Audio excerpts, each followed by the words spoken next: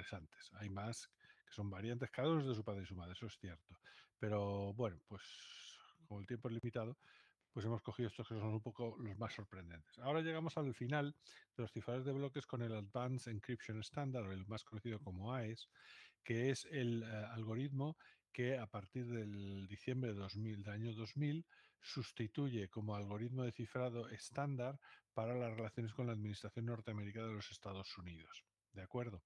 De hecho, se aprobó en un concurso que el NIST inició en el 97, creo recordar, en el cual seguía una política completamente distinta a lo que había pasado con el DES. En lugar de intentar hacer que la NSA les diseñase un algoritmo y estos intentasen implantarlo en la comunidad civil, pues que cosa que no era probable que consiguieran, porque ya había muchas desconfianzas, pues entonces lo que dijeron, bueno, vamos a hacer uno que sea bueno y entonces que lo proponga todo el mundo, se evalúa públicamente todas las propuestas que hay y al final se obtiene, se elige uno como el mejor de todos. El resultado, el concurso establecía unas condiciones concretas, unos objetivos concretos, que eran trabajar con, someramente lo importante era trabajar con bloques de 128 bits, es decir, abandonar los 64 bits del DES y de todos los demás y pasar a 128 bits, y trabajar con claves de 128, 192 y 256 bits. ¿Vale? Esa era una condición. Que fueran implementadas en software o en hardware, que fueran seguros. Y no me acuerdo de ninguna otra peculiaridad, aunque seguro que la hay. Vale. Entonces a esto se presentaron 64, si no recuerdo mal, candidatos. Hubo una primera criba que se quitaron unos cuantos. ¿Por qué? Porque se les encontraba debilidades. No es que ninguno de ellos que yo recuerde se rompiese estrepitosamente, sí que no eran mantas los que se presentaron a este concurso, sino gente que sabía hacer estas cosas. Pero si había pues alguna cosa que pudiera debilitarlo, algún sesgo pequeño, algún problemilla, pues automáticamente en caso de quitárselo de medio y quedarse con los siguientes. Y de la segunda tanda, pues al final yo aposté con cuál iba a ganar y ganó. Y la razón fue muy sencilla, porque en la segunda tanda, que todos eran razonablemente buenos, la inmensa mayoría, todos eran variaciones con más o menos próximas o distantes al concepto de las cadenas de Feistel, a cifradores que ya funcionaban, que ya se habían probado, es decir, que no eran literalmente escalados hacia arriba de los algoritmos que habían funcionado hasta entonces, sino que, bueno, pues mantenían los mismos principios de diseño, por así decirlo. Y solo había uno que yo dije que ese es el que iba a ganar simplemente porque no usaba los principios clásicos de diseño de algoritmos. Entonces, puestos a elegir uno, si es bueno, mejor que sea distinto a los anteriores, porque los anteriores si se han debilitado, porque ya ha habido 30 años de ataques que han avanzado el criptoanálisis en esa familia o ese estilo de formas de hacer las cosas, pues es mejor abrir la puerta, una puerta hacia el futuro y diversificar, no poner todos los huevos en la misma cesta y diversificar cogiendo un algoritmo distinto.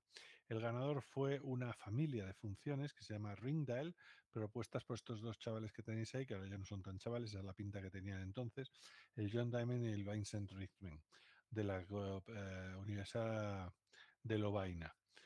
Leuven es la versión flamenca de la Universidad de Lovaina, en Bruselas, en Bélgica. ¿Vale? Estos dos chavales eran curiosos, era una simbiosis muy curiosa porque los dos estaban haciendo la tesis doctoral en su departamento. El John Diamond está haciendo la tesis doctoral sobre el diseño de funciones hash. Este chico lo que más le gustaba era jugar con funciones matemáticas y con operaciones matemáticas sencillas, como si fuera un mecano para construir funciones hash y funciones criptográficas. De hecho, ya había publicado algunos diseños anteriores antes de llegar a este punto, y el otro era el que estaba en la mesa de enfrente, en aquella habitación, que estaba haciendo la tesis doctoral sobre ataques por fuerza bruta al DEX, y su implementación, y sus mejoras, y sus optimizaciones. Entonces, cuando salió ese concurso, en el 97, pues dije, bueno, pues, ¿y por qué no nos presentamos? Pues nos presentamos. Y efectivamente, propusieron una familia que llamaron Ringdial, que es una colisión entre sus dos apellidos, y de esa familia, obviamente, solo se presentaron los tres candidatos que necesitaban, el de 128, el de 192 y el de 256 bits de longitud de la clave. ¿Vale? Bueno, pues el caso es que ganan, es el mejor de todos en el sentido de que no se le conoce ningún defecto conocido y además tiene un plus de que es el de que no usa las mismas técnicas de construcción que los demás. De hecho, la NSA le debió gustar porque incluso aceptó que fueran utilizado este algoritmo para proteger o clasificar la información que estuviera clasificada como top secret, cosa que, como recuerdo, en el AES no lo había permitido. Además de ser un algoritmo chulo, pues tuvo dos empellones o dos empujones muy importantes. Y es que primero fue los de VIA Technologies, que es una compañía china, que en un producto que llamó Padlock en sus primeros procesadores del año, pues era del año 2000 y pico, incluyó una serie de rutinas, una serie de comandos a bajo nivel de la CPU, comandos en ensamblador, que aceleraban o que permitían acelerar el cálculo del algoritmo que os voy a contar. Inmediatamente después, en el 2000, bueno, inmediatamente después, 8 años después, el propio Intel incluye dentro de sus CPUs, no de todas las CPUs, pero sí desde una gama media baja hacia arriba, pues un subconjunto de instrucciones que acelera considerablemente la ejecución en hardware de este algoritmo. Por lo tanto, estaba claro que a todo el mundo le pareció muy razonable y que apostaban porque este iba a ser el estándar de facto los próximos años. Y de hecho es así. Es decir, cualquier cosa que miréis por ahí, etcétera, etcétera, os hable del AES, AES 128 o AES 256. El AES 192 no creo que lo encontréis frecuentemente porque esa fue una concesión que había para los sistemas financieros internacionales y concretamente americanos. Es un truncamiento del 256, ¿vale? Pero bueno, eso era simplemente por cumplimiento con estándares previos. Pero aquí o estás a 128 bits, que es razonablemente seguro a fecha de hoy, o estás a 256, que es seguro fecha de hoy y los próximos años o quizás alguna década. Bien, ¿qué es lo que podemos hablar de él? Pues mira, os lo he pintado aquí. El esquema general es una función reiterada e iterada, es decir, lo hago varias veces. De hecho, si son 128 bits, lo tengo que hacer 10 iteraciones. Si hay 192, lo hago 12 iteraciones. Y si son dos claves 256 bits, tendré que hacer 14 iteraciones. Pero esto ya lo habíamos visto en el R5, que también teníamos que aumentar, según aumentaba el tamaño de la clave, el número de rounds. Como está basado en una red de sustitución-permutación, además aquí incluso está mucho más claro las razones de diseño que ahora comentaremos, a lo cual aquí no hay misterios como en el DES de por qué esos valores y no otros. Aquí todo está perfectamente explicado y todo está perfectamente publicado en la documentación que estos tíos presentaron para el concurso, que es la de referencia de facto. Aunque es verdad que la Administración americana ha publicado otro documento, que es el que habría que cumplir si uno intenta jugar con los estándares, que especifica todos los detalles de su implementación, sin dar explicaciones, ¿vale?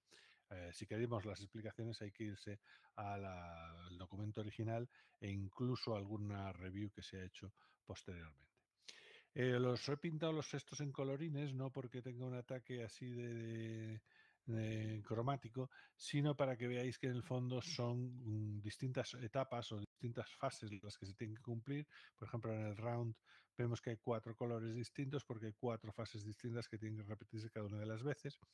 Y también para intentar resaltaros que, bueno, que la reversibilidad de la ES se consigue porque si vais de arriba para abajo y de abajo para arriba, resulta que vais a encontrar las mismas operaciones. Por lo tanto, equivalentes más que las mismas operaciones. Vais a encontrar una secuencia de cómputo equivalente. Por lo tanto, el AES, al igual que todos los demás, consigue su reversibilidad simplemente por construcción, porque yo puedo revertir completamente el proceso de cálculo.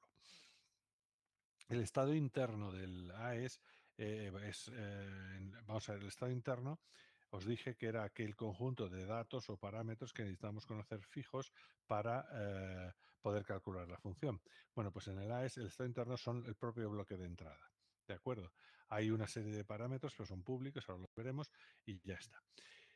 La ventaja del AES es que hasta el momento hemos estado hablando del vector de entrada o del bloque de entrada como un bloque lineal. Y una de las novedades que utiliza este algoritmo es que lo va a considerar un conjunto en 2 dimensiones. Vamos a pintarlo.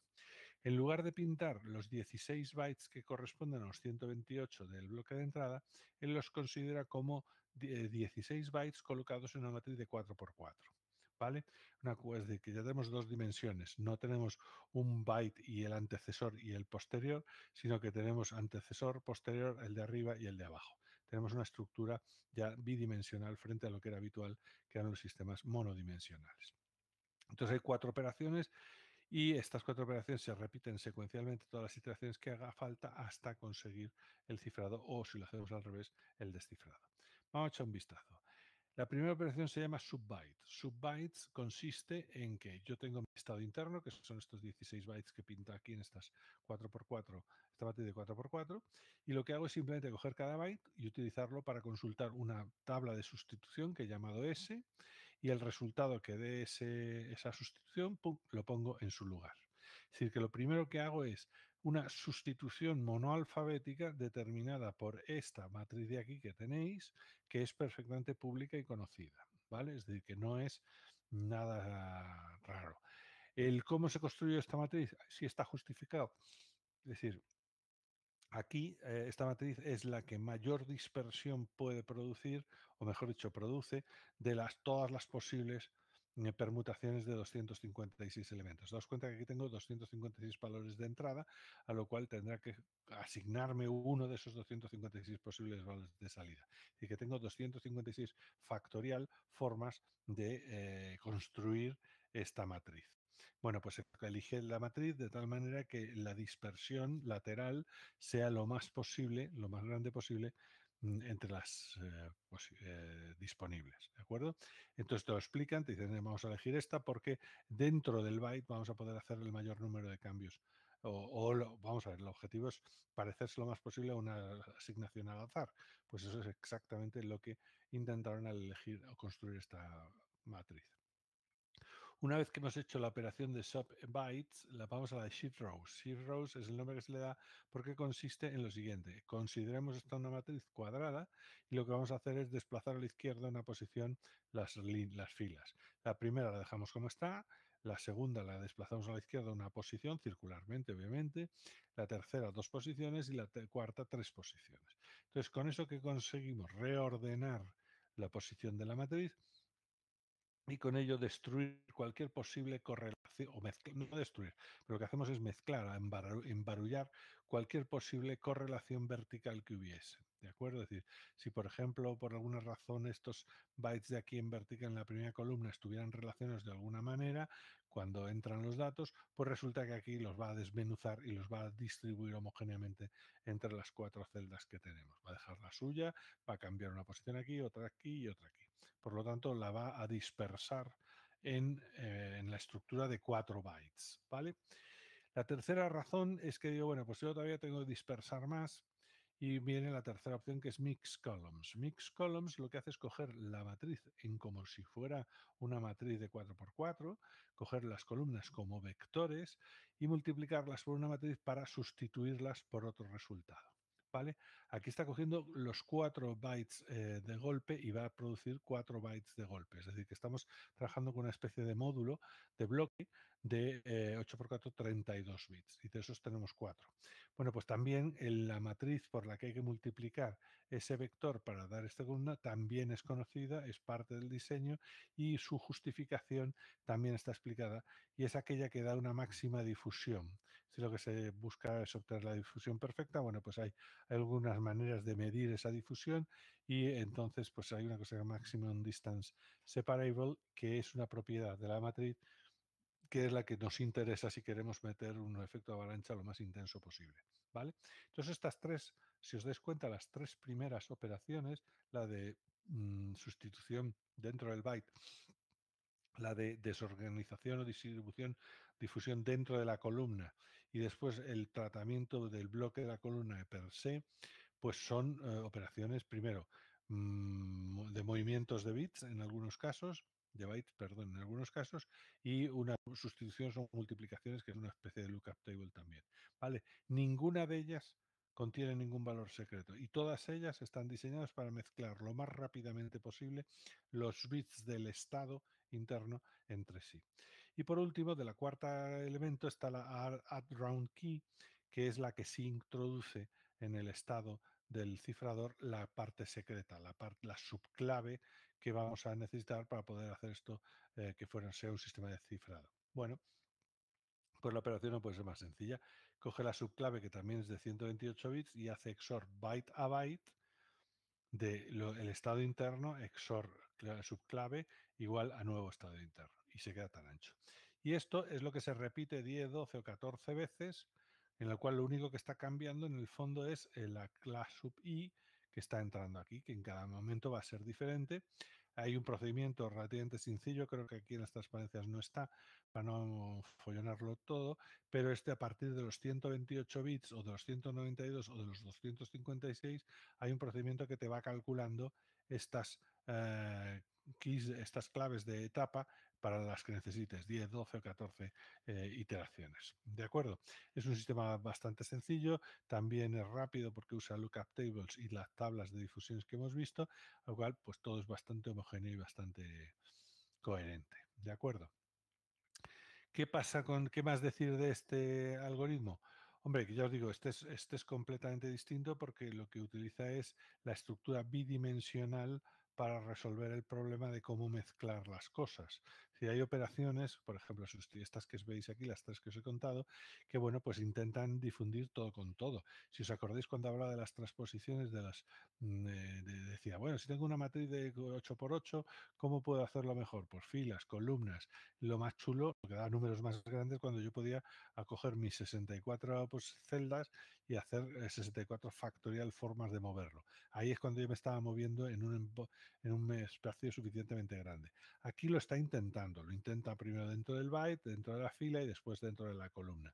Y cuando ya ha hecho lo que ha podido en esta estructura bidimensional, lo mezcla con el secreto, que es lo que él necesita. Lo hace con una función XOR reversible simplemente porque esto ya os digo, si voy a descifrar, lo que empiezo es por la última, por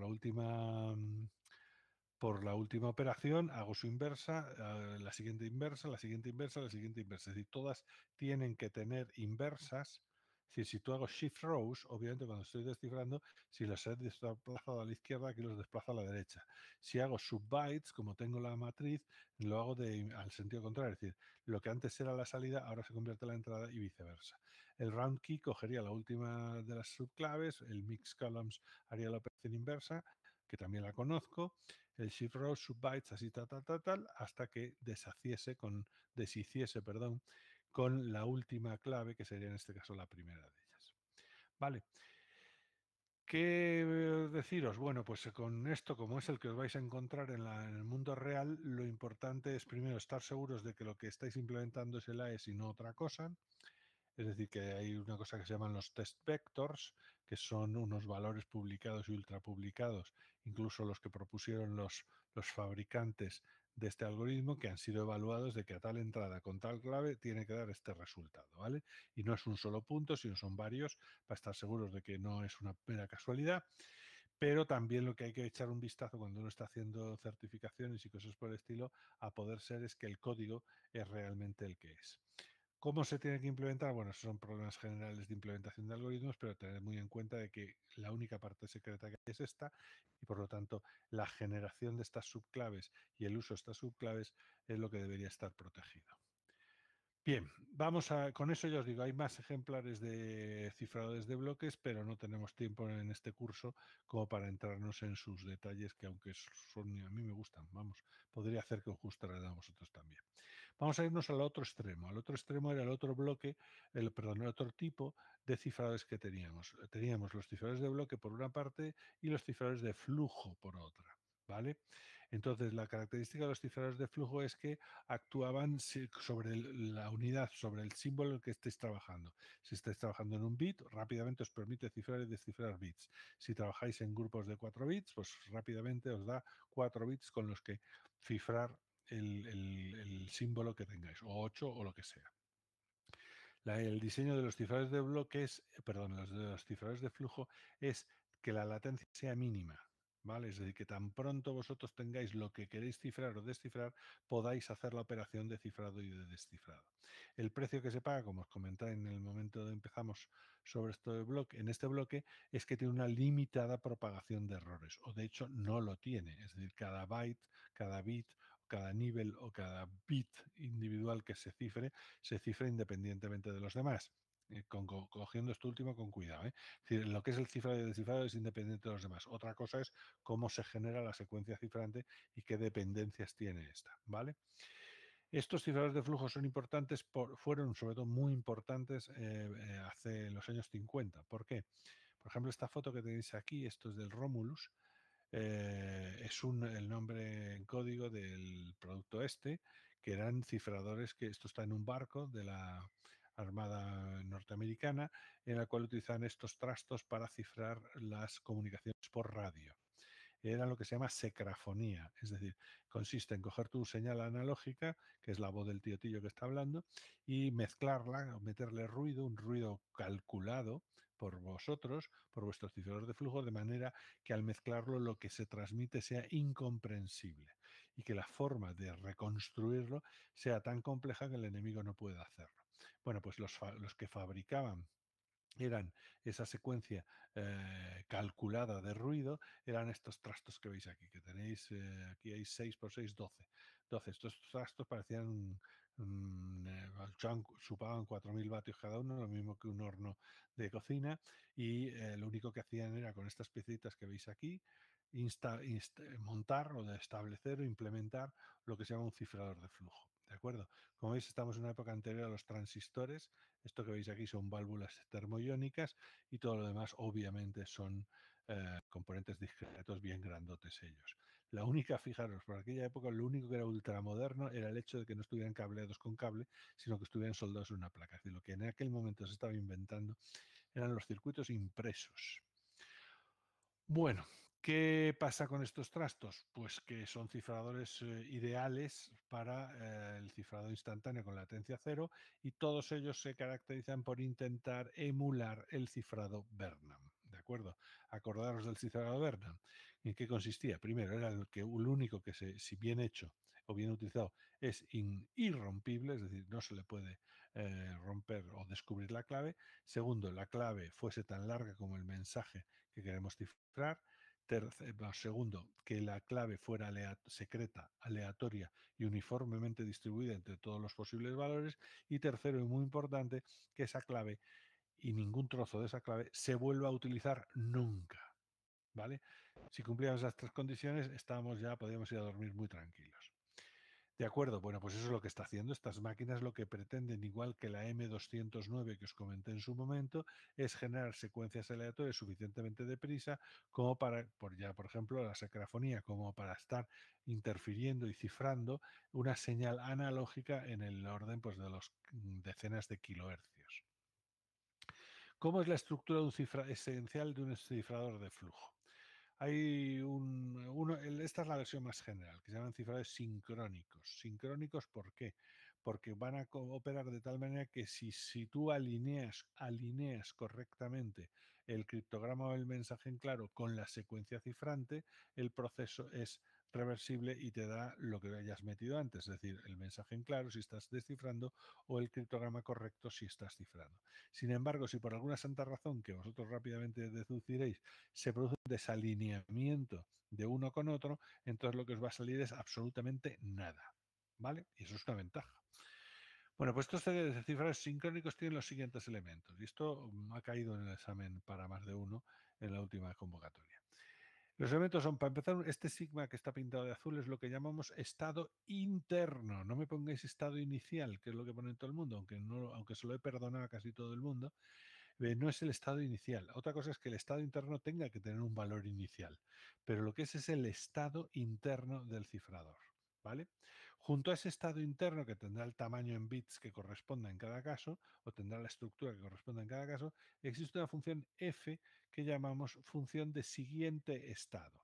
¿Cuál es la función de esta función? Valga la redundancia. Pues utilizando como argumento de entrada todos o la inmensa mayoría, convenientemente que sean todos los bits del estado interno, poder calcular cuál es el nuevo estado interno. Es decir, esta función, tú le das un argumento de entrada y pum, te escupe un argumento de salida que es del mismo tamaño que el de la entrada, de tal manera que si lo realimentas, que es lo que estamos haciendo ahí a través del estado interno, lo que estás consiguiendo es una secuencia iterada de algo, de estados internos. ¿Vale? Además de esa función hay otra función que llamamos G, que utiliza como argumento todos los elementos del estado interno y con ellos calcula la secuencia cifrante. La secuencia cifrante es el conjunto de símbolos, ya te digo, pueden ser un bit, 2 bits, 4 bits, 8 bits, cada escenario te va a tener un tamaño de símbolo distinto, que tú vas a coger y mediante una tercera y última función, que es la H, mezclar reversiblemente con el texto en claro para dar el criptograma o mezclar con el criptograma para restaurar el texto en claro. Por ejemplo, normalmente esta función H suele ser el XOR, se llaman cifradores aditivos y se usa el XOR simplemente porque a nivel de bit funciona muy bien y se implementa muy rápido, pero puede ser una suma o una resta, podrían ser cualquier operación que tenga inversa, ¿vale? Y que sea rápida de calcular. Entonces, ¿de qué es lo que es el cifrador? El cifrador de flujo, por ejemplo, es esta caja de aquí, realmente lo que es un generador de secuencia cifrante. Si esta secuencia cifrante la podemos usar para cifrar, como estamos haciendo aquí, o la podemos usar como generador de números pseudo aleatorios o para encender las bombillitas del árbol de Navidad, si queréis, ¿vale? La gracia está aquí dentro. Bueno, hasta el momento me falta un elemento que es importante y que también se han olvidado algunos de contarlo en el examen. Y es muy importante, y es que si f y g son unas funciones y este es un estado interno, siempre la secuencia de salida será la misma. ¿De acuerdo? Si yo empiezo en un punto y sigo en adelante según lo que me diga la función del siguiente estado, yo recorreré los mismos estados, este cálculo tendrá los mismos argumentos de entrada, por lo tanto escupirá los mismos argumentos de salida. Luego, si solo fueran esas funciones, el sistema no nos serviría para mucho porque sería simplemente un generador de una determinada secuencia cifrante. Por eso el elemento que falta es esta K en rojo que tenéis aquí, que es la clave. La clave criptográfica, la clave secreta, la clave que va a gobernar qué secuencia cifrante se genera, pues resulta que modifica, o en principio debe modificar, a las funciones f y g. A f desde luego, porque así lo que hacemos es que al cambiar la clave vamos cambiando de secuencia de estados. Correcto. Y si cambiamos G, además podemos cambiar la forma de ver esos estados. En un principio, la clave criptográfica K tiene que modificar tanto a la función de siguiente estado como a la función generadora de la secuencia cifrante. Y os he dicho que, bueno, y otra cosa que funciona, que es por lo que a lo mejor se equivocan vuestros compañeros y espero que no vosotros, y con lo del estado inicial, es que obviamente para generar esta secuencia tenemos que empezar en algún sitio. Entonces ese algún sitio, ese valor inicial, que es parte del procedimiento de uso del cifrador, es el valor que tiene que tomar el estado inicial antes de arrancar. Si os dais cuenta, por ejemplo, imaginaos que aquí tengo 128 bits, ¿vale? Que el estado interno fueran 128 bits. Pues ¿cuántos posibles números tendría yo? ¿Cuántos posibles estados internos puedo tener ahí? Pues 2 elevado a 128, como todo el mundo sabe, ¿de acuerdo? Es decir, que cada función de siguiente estado que yo pueda imaginar, y hay muchas que puedo imaginar con 128 bits de entrada y 128 bits de salida, lo único que va a determinarme es un orden particular de colocar esos 2 elevado a 128 estados, porque por ahí va a pasar a poder ser por todos y tarde o temprano, es decir, cuando haya pasado 2 a la 128 cambios, tendrá que volver al origen. Por lo tanto, la secuencia que se genera de estados depende de la función de siguiente estado. Por eso la clave tiene que afectarla. Si la afectas, pues entonces con otra clave obtendrás otra forma de colocar y de ordenar esos 2 elevado a 118 estados, 128 estados, perdón, y tendrás una secuencia completamente distinta a la anterior. ¿Por qué será distinta a la anterior? Porque claro, lo que le vas a estar alimentando a la función de siguiente de generadora de secuencia cifrante va a ser distinto. Y por lo tanto, lo que tú veas a través de este tubillo de salida es realmente distinto y no relacionable con lo anterior. Criptográficamente, ¿dónde tiene que estar la seguridad de esto? Pues desde luego tiene que estar en la función G. Esta función G tiene que ser muy importante porque esto de que estamos fuera de la caja ya lo ve todo el mundo, puede verlo hasta el atacante. ¿De acuerdo? Entonces lo que el atacante tiene que descubrir cuando quiere romper un cifrador sincrónico es la clave criptográfica que se está utilizando y el estado interno, algún estado interno por los que haya pasado el cifrador. Si yo consigo las dos cosas, ya automáticamente tengo todo lo demás, porque todo lo demás es público. La función de siguiente estado es pública, es parte de la definición del algoritmo y la función de generación de estado también. Por lo tanto, el atacante, ¿qué quiere saber? Quiere conocer la clave y quiere conocer el estado interno. Luego, G tiene que proteger, como alma que lleva el diablo, precisamente esas dos cantidades. El estado interno del que tiene acceso y lo logra ver, a también la clave criptográfica que va a determinar su funcionamiento. ¿De acuerdo? Pues esta es la estructura de un cifrador síncrono. ¿Qué ocurre con los síncronos? Pues lo que os he dicho, que si tú por alguna santísima razón o no oyes, porque por ejemplo el caso de cuando se transmitía por radio y cosas por el estilo, tú pierdes un byte a la hora de recibirlo o una señal, pues claro, para ti ese byte no ha existido nunca. Y en vez de llegarte el byte número n, te llega el n más 1, pero tú vas a coger el n más 1 y lo vas a enfrentar con el elemento de la secuencia cifrante n. N y n más 1 no tienen nada que ver, a lo cual al hacer la función inversa h te va a salir una mierda, pincha en un palo, como texto en claro y no vas a poder ver nada.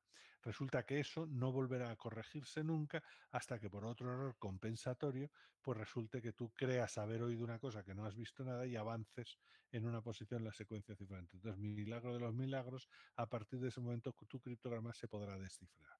Cuando esto eran transmisiones en tiempo real, pues estas cosas, claro, eran tremendas, porque si de repente se desincronizaba, tú empezabas a oír ruido blanco hasta que se volvía a sincronizar y podía tardar 10 minutos, a lo cual no podía ser utilizada, como os estoy contando, para cifrados en tiempo real. Otra cosa es que esto lo usemos para cifrados en digital como estamos ahora acostumbrados, ¿vale? Entonces, para eso se inventaron lo que se llaman cifrados autosincronizantes, que son este esquema que veis aquí, tanto para el cifrado como el descifrado. Esto también hay que entenderlo, si hay que ver, aquí el estado interno es esto, yo lo he pintado en lugar de como un cuadro, lo he pintado como un vector, como un string, porque va a funcionar como si fuera un string. La función f y g se han colapsado en una sola, que vamos a seguir llamando generadora g, y bajo el control de la clave k. Entonces, esta función g generadora tiene como argumento de entrada el estado interno, la clave criptográfica y escupe o genera el elemento, el símbolo de la secuencia cifrante. Entonces, cuando estás cifrando, pongamos que es un byte, coge este byte, lo mezcla reversiblemente a través de la función h con el byte de la secuencia cifrante y escupe el criptograma. Pero lo que hacen estos cifrados autosincronizantes es coger este criptograma y utilizarlo, ingresarlo en el estado interno del sistema. Es decir, lo que veíamos, ya hemos visto en alguna ocasión, desplaza una posición izquierda a la izquierda este registro lineal, lo que desperdicio el más antiguo, el más a la izquierda, y dejo hueco para meter el byte que acabo de cifrar. ¿Vale? ¿Cómo descifro? Pues descifro es lo mismo. Yo estoy en un punto donde tengo aquí el estado interno, lo desplazo todo a la izquierda, meto este nuevo y este nuevo genera un byte, perdón, genera un estado interno que es el mismo que hace falta para generar el byte de la secuencia cifrante que me permite con estas dos cosas descifrar y recuperar el bloque original, el mensaje original. ¿Por qué es autosincronizante? Por lo siguiente, porque si yo en la de descifrado se pierden algún byte de estos cifrados del criptograma o aparecen valores falsos, fantasmas, lo único que va a ocurrir es que cuando la ausencia del byte o el byte fantasma entre en el registro interno, en el estado interno, pues va a dar lugar obviamente a estados distintos de los que se utilizaron cuando se generó la secuencia cifrante. Por lo tanto, va a escupir cosas aquí que no tienen nada que ver con estos criptogramas y que van a dar lugar a supuestos mensajes en claro que no van a ser correctos.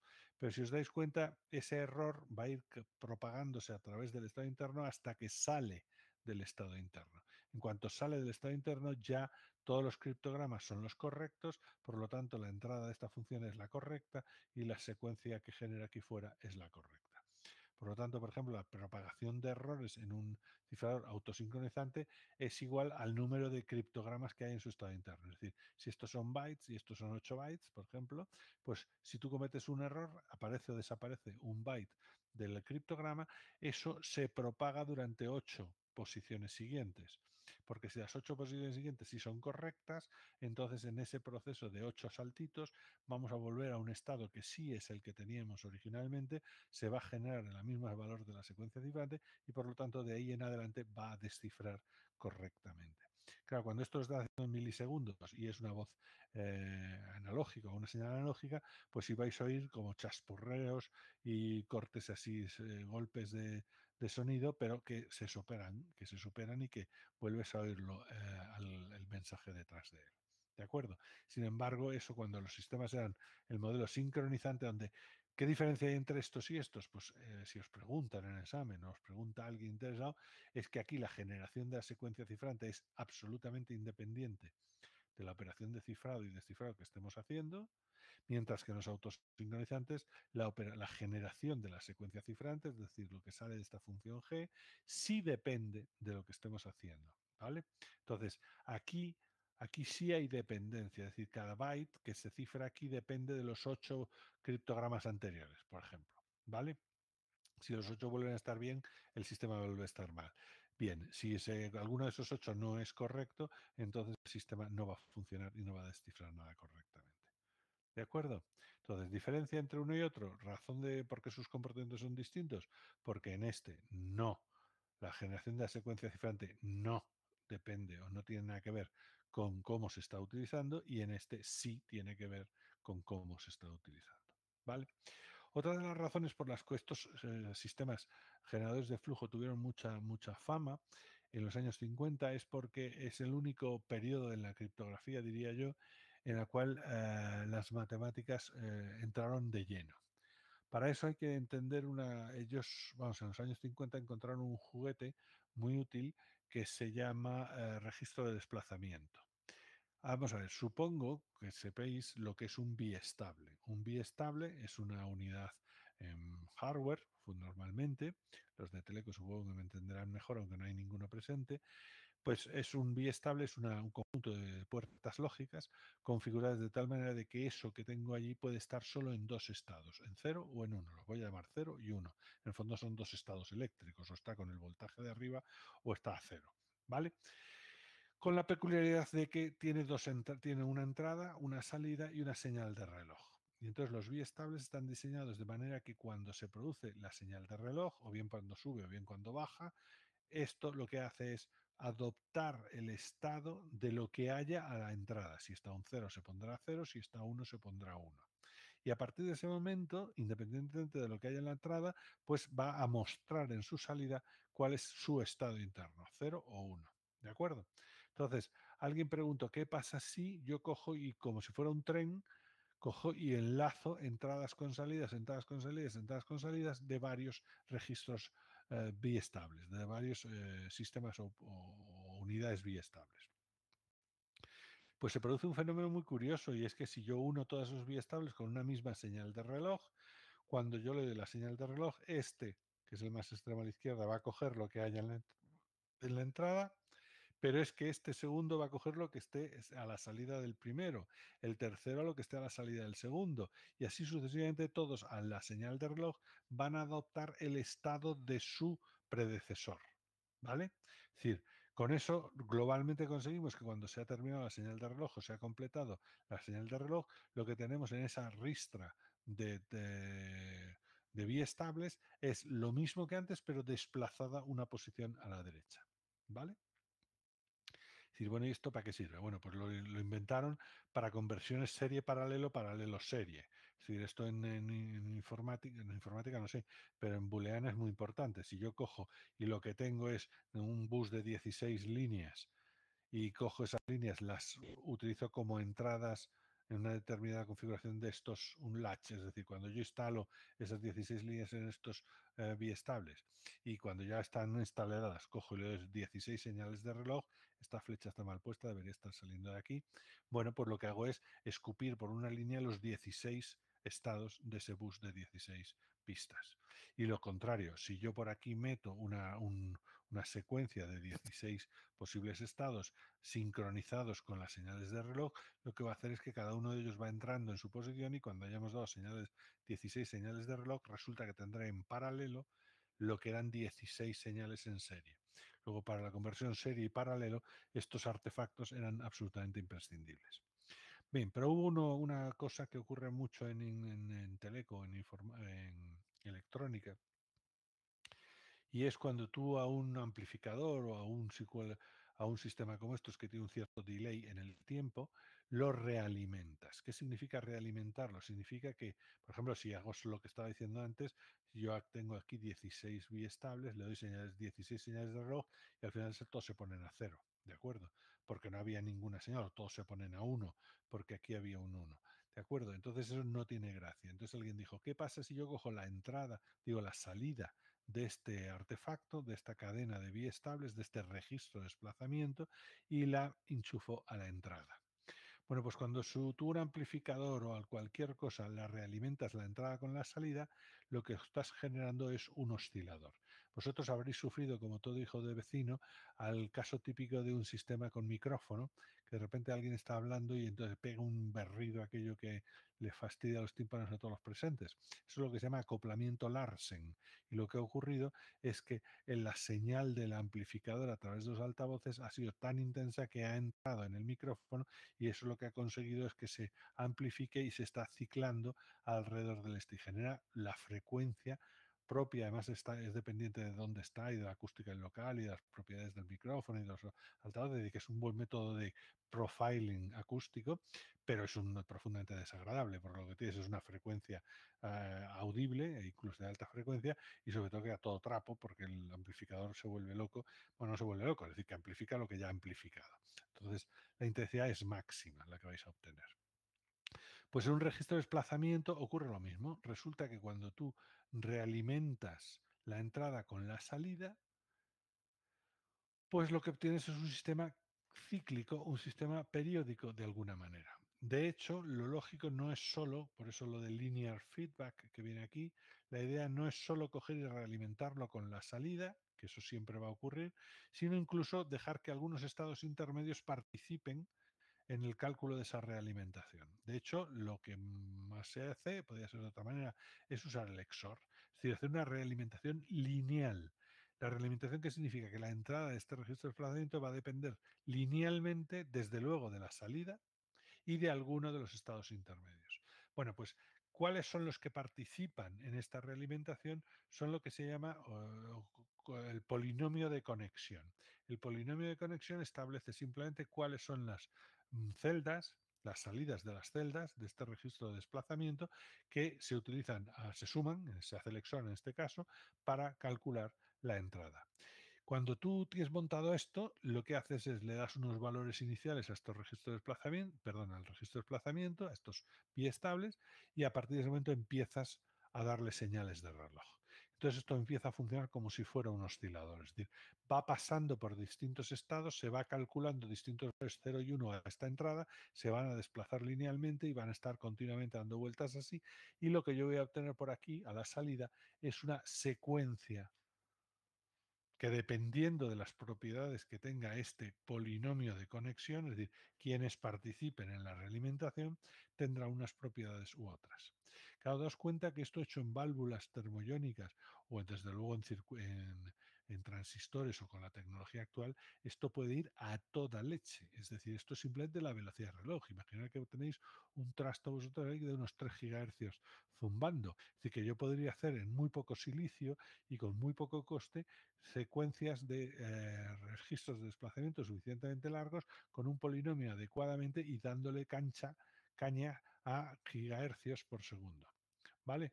O gigahercios, mejor dicho. Gigahercios por segundo es una redundancia. A gigabits por segundo. Eso es lo que debería haber dicho.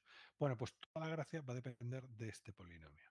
¿Por qué es un polinomio? Porque es que alguien descubrió que las propiedades de esta realimentación que acabo de montar son isomorfas con el álgebra de polinomios binarios sobre Z2.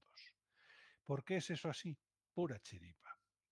¿O no? Bueno, ahora mismo yo diría que es pura chiripa, es decir, que es isomorfismos. Isomorfismos no implican ninguna relación causal, es simplemente que lo mismo que ocurre aquí. ¿De acuerdo? Y que entonces cosas que yo quiero saber de aquí las puedo deducir en su espacio, en su representación isomorfa, que a lo mejor es la que sé tratar y no la otra. ¿Vale? Entonces, que yo sepa, no hay ninguna relación causal, sino que simplemente la aritmética de polinomios, es decir, sumar polinomios, dividir polinomios, multiplicar polinomios, factorizar polinomios, todas esas características de los polinomios binarios, pues resulta que me describen correctamente todas y cada una de las propiedades topológicas de las secuencias que generan este tipo de artefactos. ¿Vale?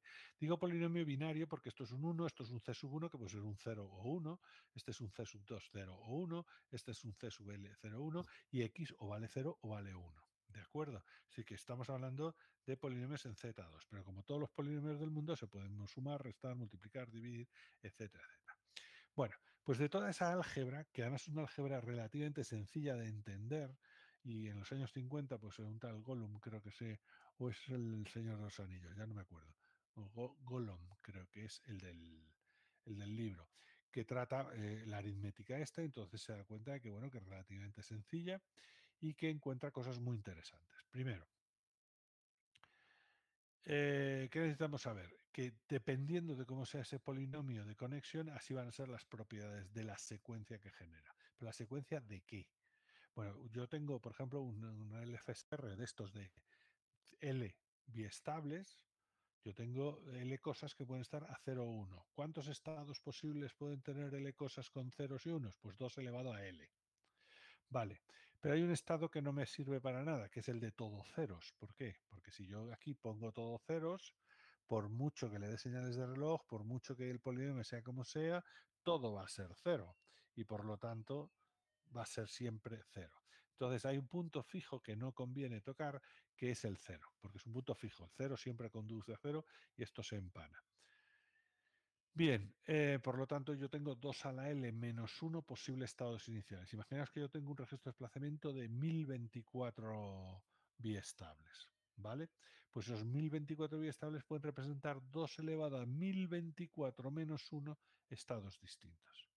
Y resulta que yo, cuando le doy las señales de reloj, lo que voy a hacer es ir pasando por esos 2 elevado a 1024 menos unos estados en un determinado orden. Y eso es lo maravilloso para la criptografía. ¿Vale? Entonces, según sea el polinomio, sea singular, no singular, vamos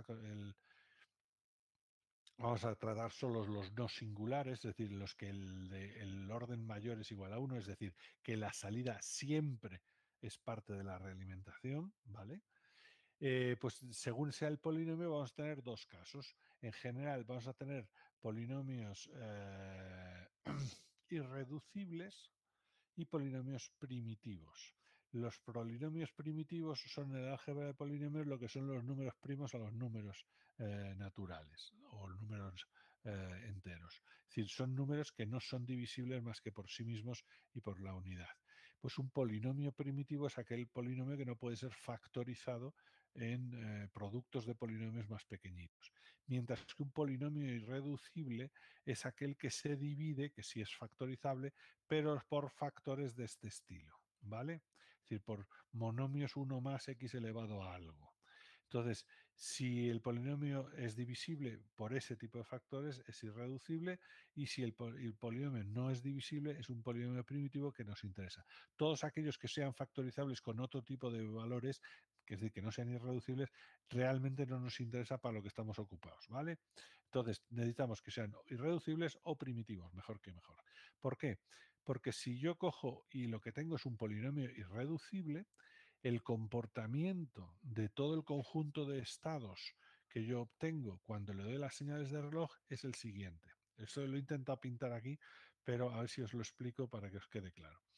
Primer asunto es que cuando el polinomio es irreducible, ese conjunto de 2L más 1 menos 1 estados se parte en distintas particiones. Puede partirse en 2, puede partirse en 3, en 50, en 67, en un montón de particiones, ¿vale? Y dentro de cada partición, los puntos que hay dentro de la partición solo se relacionan con puntos de esa partición. Por eso se llaman particiones, ¿vale? Entonces, ¿qué ocurre? La primera consecuencia, imagínate que se parte en 2 o que se parte en 1024.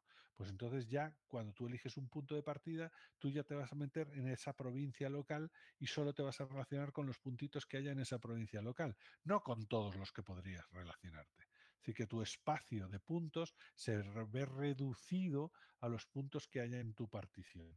Y las particiones no son particiones iguales, habrá particiones con más puntos, con menos puntos, es decir, con una topología bastante compleja y caprichosa. Además de la partición, que ya te es un fuerte golpe, porque hay que saber cuántos puntos hay en esa partición, además de la partición en la que caigas, tienes comportamientos de este estilo.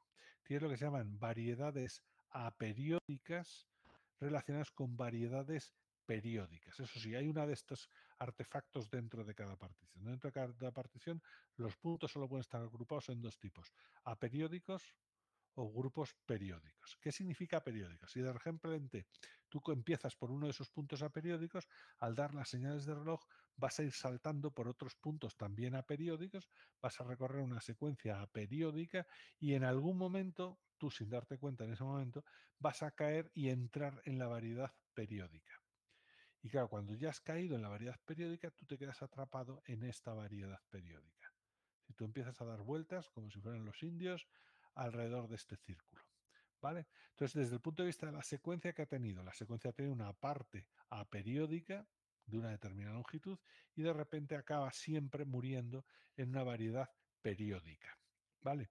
Entonces, el problema es que esa variedad periódica puede ser muy pequeña. Es decir, que si ya teníamos un problema por haber caído en una partición que se reduce el número de puntos o de estados por los que voy a estar, si estoy en la variedad aperiódica, vale, voy a pasar por ellos y no voy a más que una vez y no se va a repetir, a lo cual por ahí podría cumplir el tercer principio de los sistemas Vernam, pero desde luego en cuanto entre en la parte periódica ya no se va a cumplir el tercer principio de un sistema Vernam, que es la de no repetir la clave, sino que se va a repetir tantas veces como quieras darle vueltas a este ciclo. ¿Vale? Y este ciclo, pues cada caso particular tendrá su tamaño, puede ser mayor, menor, pero tarde o temprano se repite. De hecho, si si fuera muy pequeño y se repitiese, tú podrías resolver esto diciendo, bueno, yo voy a vigilar la secuencia que se genera y en cuanto empieza a repetirse, corto y dejo de usarla. Pero si esa secuencia periódica es más larga de lo que tú esperas, no la vas a ver, pero en cambio se va a estar repitiendo, a lo cual alguien podrá hacer un autocorrelograma y ¡pumba! ¡Bingo! Te va a sacar aquello en claro a la primera de cambio. ¿Vale? Eso si el polinomio es irreducible. ¿Qué ocurre si el polinomio es primitivo? Bueno, pues se puede demostrar, que esto es lo chulo del asunto, que en el caso de que el polinomio sea primitivo, entonces solo existe una partición y en esa partición están todos los elementos, todos los estados posibles. Es decir, los 2 elevado a 1024 menos 1 estados están ordenaditos uno detrás de otro en una especie de collar que empieza en un punto y cuando ya se han agotado los 2000, los 2 elevado a 1024 posibles estados, ¡pum!, vuelve al mismo punto de partida. Es decir, tenéis una sola partición y una sola órbita. Y en esa órbita están todos los elementos, menos 1, menos el 0, todos los elementos posibles que puede representar ese registro de desplazamiento. Entonces, la gracia, el éxito que tuvo esto es que, claro, yo puedo hacer esa cadena de biestables tan larga como me dé la gana.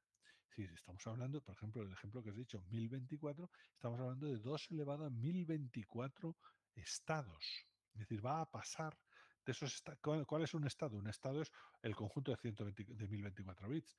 Cuando das una señal de reloj, ¡pum!, cambia de estado. ¿Se parece mucho al anterior? Sí, señor. De hecho, solo ha cambiado un bit.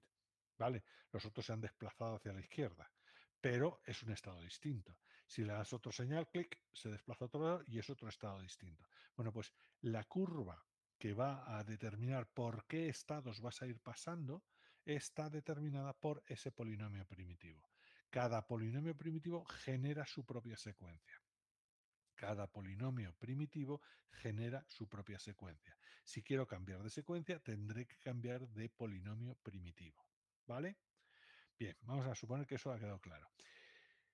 ¿Cómo se usa o qué interés tiene esto criptográficamente? Que bueno, que la secuencia fuera la misma, aunque se usase el mismo polinomio primitivo, puede hacer que la secuencia sea inmensamente grande. ¿Vale? Y entonces lo que hago, en el fondo, no es mantener en secreto la secuencia, sino mantenerse en secreto dónde empiezo de la secuencia. Si yo en secreto elijo este puntito aquí, que es un estado inicial, es decir, tengo que dar ceros y unos a esos 1024 bits del registro de desplazamiento, le pongo ceros y unos y a partir de ese momento empiezo a dar clic, clic, clic, clic, clic, señales de reloj, yo voy a estar generando bytes de la secuencia que van a ser trocitos de esta secuencia cifrante que voy a usar para, por ejemplo, mezclar reversiblemente con un texto en claro para cifrarlo. Y pum, y cuando he terminado lo dejo. ¿Cuál es la probabilidad de que el tío, un atacante, pueda romper tu mensaje? Pues diría, vamos a ver, yo supongo que conozco cuál es el polinomio primitivo que está usando, pero no tengo ni puñetera idea de dónde empezar a generar. Sé que a lo mejor ha generado 500 bits.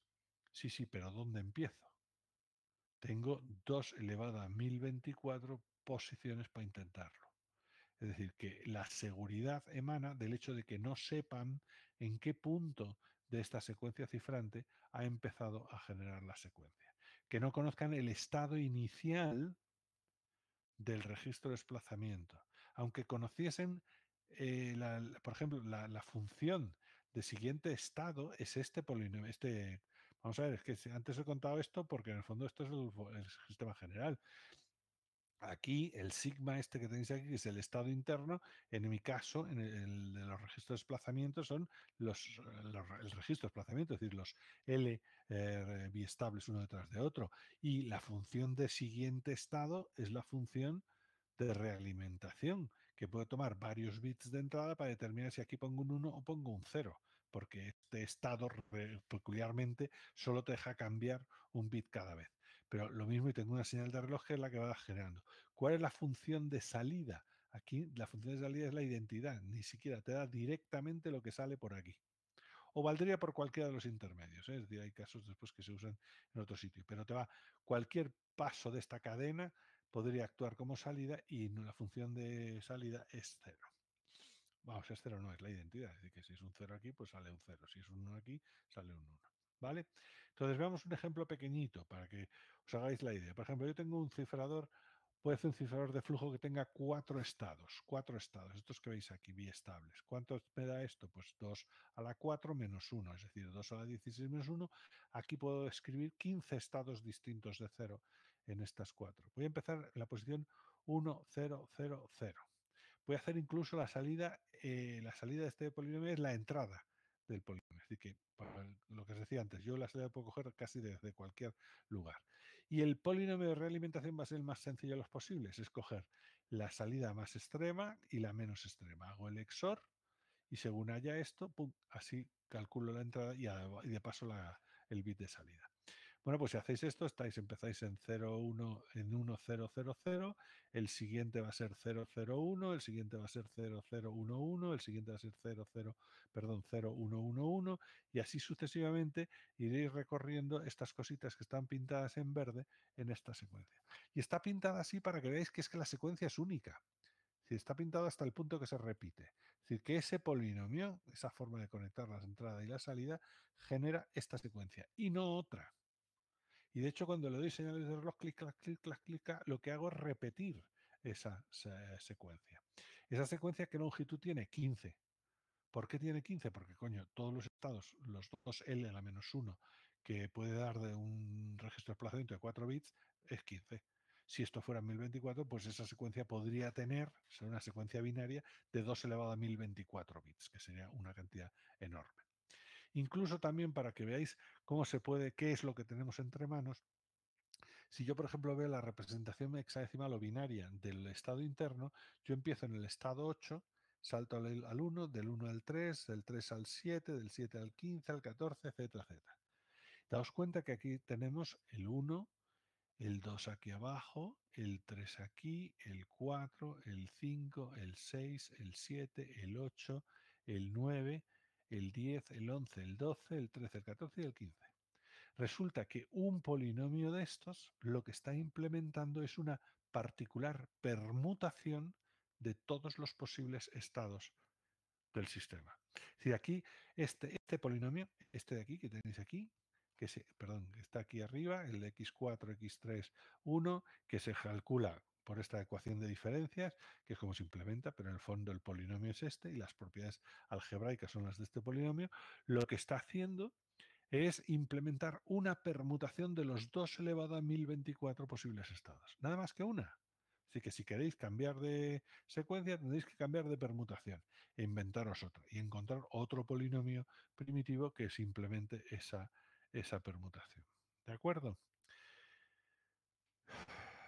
Bueno, pues ¿por qué tuvo éxito? Pues ya os digo, es lo que os he contado, porque si yo tengo una cadena enorme de posibilidades y empiezo en secreto en una de ellas, es como buscar una aguja en un pajar y no tener detector de metales, o buscar a alguien en la jungla. Es decir, no es que no esté allí, es que no sabemos por dónde empezar. Pues ese era el encanto de los registros de desplazamiento lineal y sobre estos se usaron mucho para la secrafonía, es decir, para la ocultación de señales analógicas, pero incluso yo creo que en alguna ocasión se ha propuesto para usos digitales. ¿Qué pasó? Esos eran los años 50, ¿eh? 50. Pues en los años 90, unos señores que se llaman Berlekamp y el señor Massey ya ha aparecido con lo del IDEA, el Berlekamp era, yo creo que ya no está vivo, Massey quizás sí.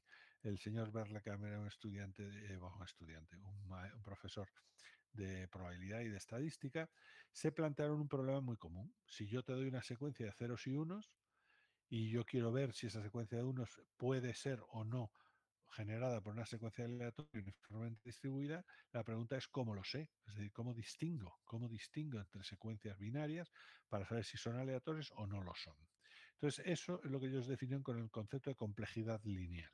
La complejidad lineal es muy fácil de definir en los extremos. La complejidad lineal de una string, de una secuencia constante, sean 0, 1 o cualquier cosa constante, en binario no puede haber más, para nosotros es general, no tiene por qué ser para representación binaria, pues resulta que esa es 0, ¿vale? El otro extremo, ¿cuál es? La complejidad lineal infinita sería aquella que correspondería a las secuencias aleatorias uniformemente distribuidas. ¿Vale?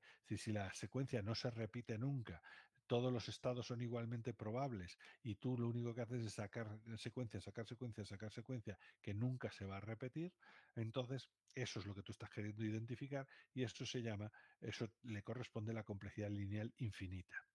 Y entonces dijo, sí, pero ¿y ahora intermedio cómo lo hacemos? ¿Cómo hacemos para describir secuencias binarias o secuencias cortas, limitadas en el espacio, es decir, no infinitas, no sean una secuencia aleatoria uniformemente distribuida? Entonces inventaron lo que se llama el algoritmo de Berlekamp-Massey. Y el algoritmo de Berlekamp-Massey, que es muy sencillo, es de la cuenta a la vieja, lo que os da es dos cosas. Os da la longitud del registro de desplazamiento que tenéis que usar, primera cosa, y segunda cosa, os da el polinomio de conexión que tiene que tener ese registro de desplazamiento para cuadrar, es decir, para colocar, para generar exactamente el trozo de secuencia que le hayáis dado. ¿Vale? Y eso es de una forma determinista, es decir, este algoritmo no tiene nada más que es como la cuenta a la vieja, es decir, si por un procedimiento bastante lineal te determina cuántas celdas vas a necesitar, dado un determinado trozo de string que te hayan dado, y te va a decir cómo lo tienes que conectar para que clave exactamente ese trozo. Entonces este algoritmo es muy útil, ¿por qué? Porque si yo le voy dando trozos de secuencia cada vez más largos, él me calculará la complejidad lineal de ese trozo de secuencia. Si la secuencia proviene de una secuencia aleatoria uniformemente distribuida, pues esa complejidad lineal irá creciendo a la par que crece, y de forma lineal, que crece la cantidad de datos que le doy, pero nunca se estabiliza. Sin embargo, si tú le das una secuencia pseudo aleatoria, ¿eh? En algún momento, pum, la complejidad lineal se para. ¿Por qué? Porque se para, no crece. Y tú puedes hacerle crecer el volumen de bits que le estás dando de esa fuente, pero el resultado permanece constante. Y os dice, para estas secuencias que me estás dando, la longitud del registro de desplazamiento es esta y el polinomio de conexión tiene que ser esto. Y con eso vais a generar todo lo que me has enseñado y todo el pasado y todo el futuro de esa secuencia pseudo aleatoria que tienes. Entonces, claro, esto es muy importante porque te distingue, acordaros de lo de del algoritmo discriminante, lo que te distingue en una secuencia aleatoria de una secuencia no aleatoria es que una de ellas tiene complejidad lineal finita y la otra no. La otra no tiene infinita. ¿Vale? Y es que además este algoritmo de Berlekamp-Massey, ¿qué había hecho? Había dicho, yo te doy el registro de desplazamiento lineal realimentado linealmente, perdón, el registro de desplazamiento realimentado linealmente, que te genera la secuencia que tú me has enseñado. Entonces, esto fue el golpe mortal para los sistemas de cifrado basados en LFSRs. LFSRs es Linear Feedback Shift Register, ¿vale? Entonces, ¿por qué? Porque, claro, es que te lo estaban dando todo. Es que tú le dabas un trocito de secuencia y os generaba... Me parece, vais a tener que disculparme un segundo, pero es que han llamado y tengo que abrir la puerta. Disculpadme.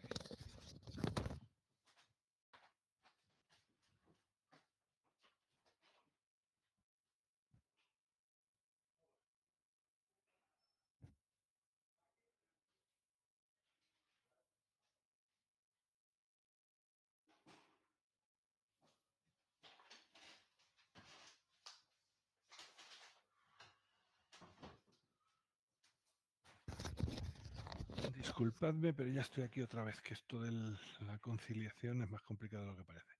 Bueno, que eso estaba diciendo, que entonces, claro, con el algoritmo ese que ya os digo, os invito, está puesto en las misceláneas, creo recordar, de la asignatura, del Moodle de la asignatura, es que con eso le dais la secuencia que es y el desplazamiento lineal os lo genera. Es decir, podéis hacer un juguete muy chulo, es decir, podéis poner vuestro nombre en ASCII, preguntarle qué registro de desplazamiento lineal, qué longitud y qué coeficiente o qué polinomio tenéis que utilizar, y os va a dar uno que, empezando en cualquier sitio, tarde o temprano, escribirá vuestro nombre o lo que vosotros queráis en la secuencia que le pidáis. ¿Vale? ¿Por qué? Porque cualquier cosa que generéis de esta manera que os estoy diciendo yo, genera una secuencia finita, es decir, con el coeficiente, con la complejidad lineal menor que infinito. Y por lo tanto os va a generar una secuencia pseudo aleatoria en la cual por casualidad aparece vuestro nombre en ASCII. Bueno, pues dicho de otra manera, este algoritmo se carga a todos los sistemas porque hagas lo que hagas, te acaba descubriendo cuál es el polinomio y cuál es la longitud del registro de desplazamiento que vas a usar. ¿Vale, señores? ¿Qué solución le dieron? Pues claro, bueno, otra cosa que está metida aquí, que no se me olvidó deciros, que es que la ventaja de estos registros de desplazamiento lineal es que su estadística es perfecta. Y cuando digo perfecta, digo matemáticamente perfecta. Es decir, lo que generan estos tíos, como generan todos los posibles estados, pasan por todos los posibles estados antes de repetirse, claro, su estadística es perfecta. ¿Cuántos unos frente a cuántos ceros? Mismo número de unos, mismo número de ceros. Si los coges de dos en dos, ¿cuántos valores de 0, 1, 0, 0, 0, 1, 1, 0 y 1, 1? La cuarta parte para cada uno. Si los coges de 3 en 3, la octava parte cada uno. Si los coges lo que sea, si tú dices, a ver, la probabilidad de que salgan 5 unos seguidos o 5 ceros seguidos, ¡pum! Exactamente la probabilidad de que salgan 5 unos seguidos. Es decir, todas las estadísticas de esas secuencias, grandes secuencias que generan los registros de desplazamiento basados en el FSR, son perfectas estadísticamente. Por lo tanto, en el año 50 se dieron cuenta que eran unos candidatos fantásticos para generar secuencias cifrantes que utilizar en la implementación del cifrado de Vernam. Y eso estuvo bien hasta el año 92, que estos niños, buscando otra cosa, encontraron una cuenta vieja que rompía definitivamente todo este secreto. Si tú eres capaz de conocer la secuencia, entonces tú lo vas a poder resolver con el algoritmo de Berlekamp-Massey.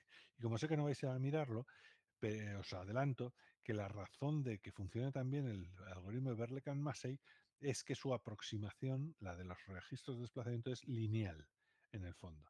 Y había exores ahí, es decir, las realimentaciones son exores. Por lo tanto, es por métodos de prueba y error, es decir, por aproximaciones, que es lo que hace el algoritmo de Berlekamp-Massey, el tío te coloca, esa es la expresión matemática, te coloca un polinomio que reproduce exactamente la secuencia que tú le has dado. Por lo tanto, te lo puedes cargar. Lo puedes cargar porque ya nada de ahí es secreto. No es secreto la longitud, no es secreto el polinomio y no es secreto el estado que has utilizado. Por lo tanto, puedes reproducir todo el presente y el futuro, el pasado y el futuro de ese generador de secuencia. ¿Vale? ¿Qué soluciones se le podía dar? Pues como es un problema de linealidad, alguien dijo, bueno, pues lo que vamos a hacer es usar el LFSR como muy buen generador que es, puesto que pasa por todos los posibles estados antes de repetirse, pero lo vamos a procesar a través de una función suficientemente compleja para generar la secuencia cifrante. Entonces, ¿esto puede funcionar? Sí, y de hecho funciona. Lo que ocurre es que entonces pierdes una de las características fundamentales y es que el sistema pasa a ser muy lento. ¿Por qué? Porque lo del LFSR puede ser un golpe de reloj, pero el cálculo de esta función que tenga cualidades criptográficamente atractivas no va a ser un solo ciclo y por lo tanto ya empezamos a tener cargas computacionales que frenan o latencias, incluso porque eso va a tardar en calcularse esa función, que van a romper el encanto que tenían los LFSRs. Por ejemplo, si yo cojo un LFSR de ahí y lo cifro con el AES bajo el control de una clave, el sistema es cojonudo. ¿Por qué? Porque el mensaje de entrada, que sería lo que genera el FSR, nunca se va a volver a repetir hasta que tú hayas completado todos los posibles estados. Y el AES es una función uno a uno, es decir, a tal entrada le corresponde una y solo una salida. Luego, recorrer por un orden determinado todos los posibles estados y cifrar esos estados, te conduce a un generador pseudo aleatorio fantástico. ¿Qué ocurre? Que estás tardando, que tú puedes hacer el FSR muy deprisita, a lo mejor, pero te va a costar más tiempo. ¿Vale? Esta fue la solución propuesta y ya os digo, esas funcionan, pero no tienen la gracia que tenían los LFSRs, que era su velocidad. Entonces alguien dijo, bueno, pues vamos a intentar, o en vez de usar uno, vamos a usar varios. Entonces el primero que se propuso es este, el generador de Gefe. El generador de Gefe consiste en lo siguiente, mirad, a ver si lo vemos con claridad. En vez de tener uno, voy a tener 3 registros de desplazamiento lineales, cada uno con una longitud determinada y un polinomio de conexión determinado, ¿vale? Lo lógico es que cada uno esté funcionando con un polinomio primitivo, ¿vale? ¿Podrían no serlo? Pues no. Yo creo que condición mínima sine qua non es que sea primitivo. Y efectivamente debe ser primitivo. Ahora veréis por qué. Y lo que hace es lo siguiente. Yo tengo voy a estar, todos ellos están alimentados con la misma señal de reloj, por lo tanto, cada vez que pum, doy un pulso, cambian de estado los 3 registros de desplazamiento. Y lo que va a salir fuera va a depender de la generación de la secuencia generada por el segundo registro de desplazamiento.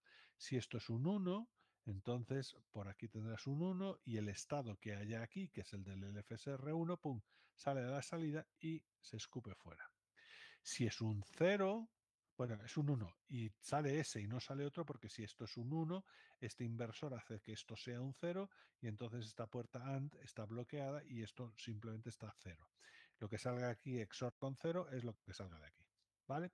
Si por el contrario esto es un 1 o un 0, estará cerrada esta puerta, esto estará siempre a 0 y lo que esté aquí, sea un 1 o sea un 0, saldrá como salida. Es decir, que el generador de Jefe lo que hace es usar un multiplexor de una forma caprichosa, de ceros y unos, de que ahora ves este, ahora ves el otro, ahora ves este, ahora vuelves a ver este, ahora el otro, te va enseñando de una forma caprichosa cuál es el estado del 1 o del 3, ¿vale?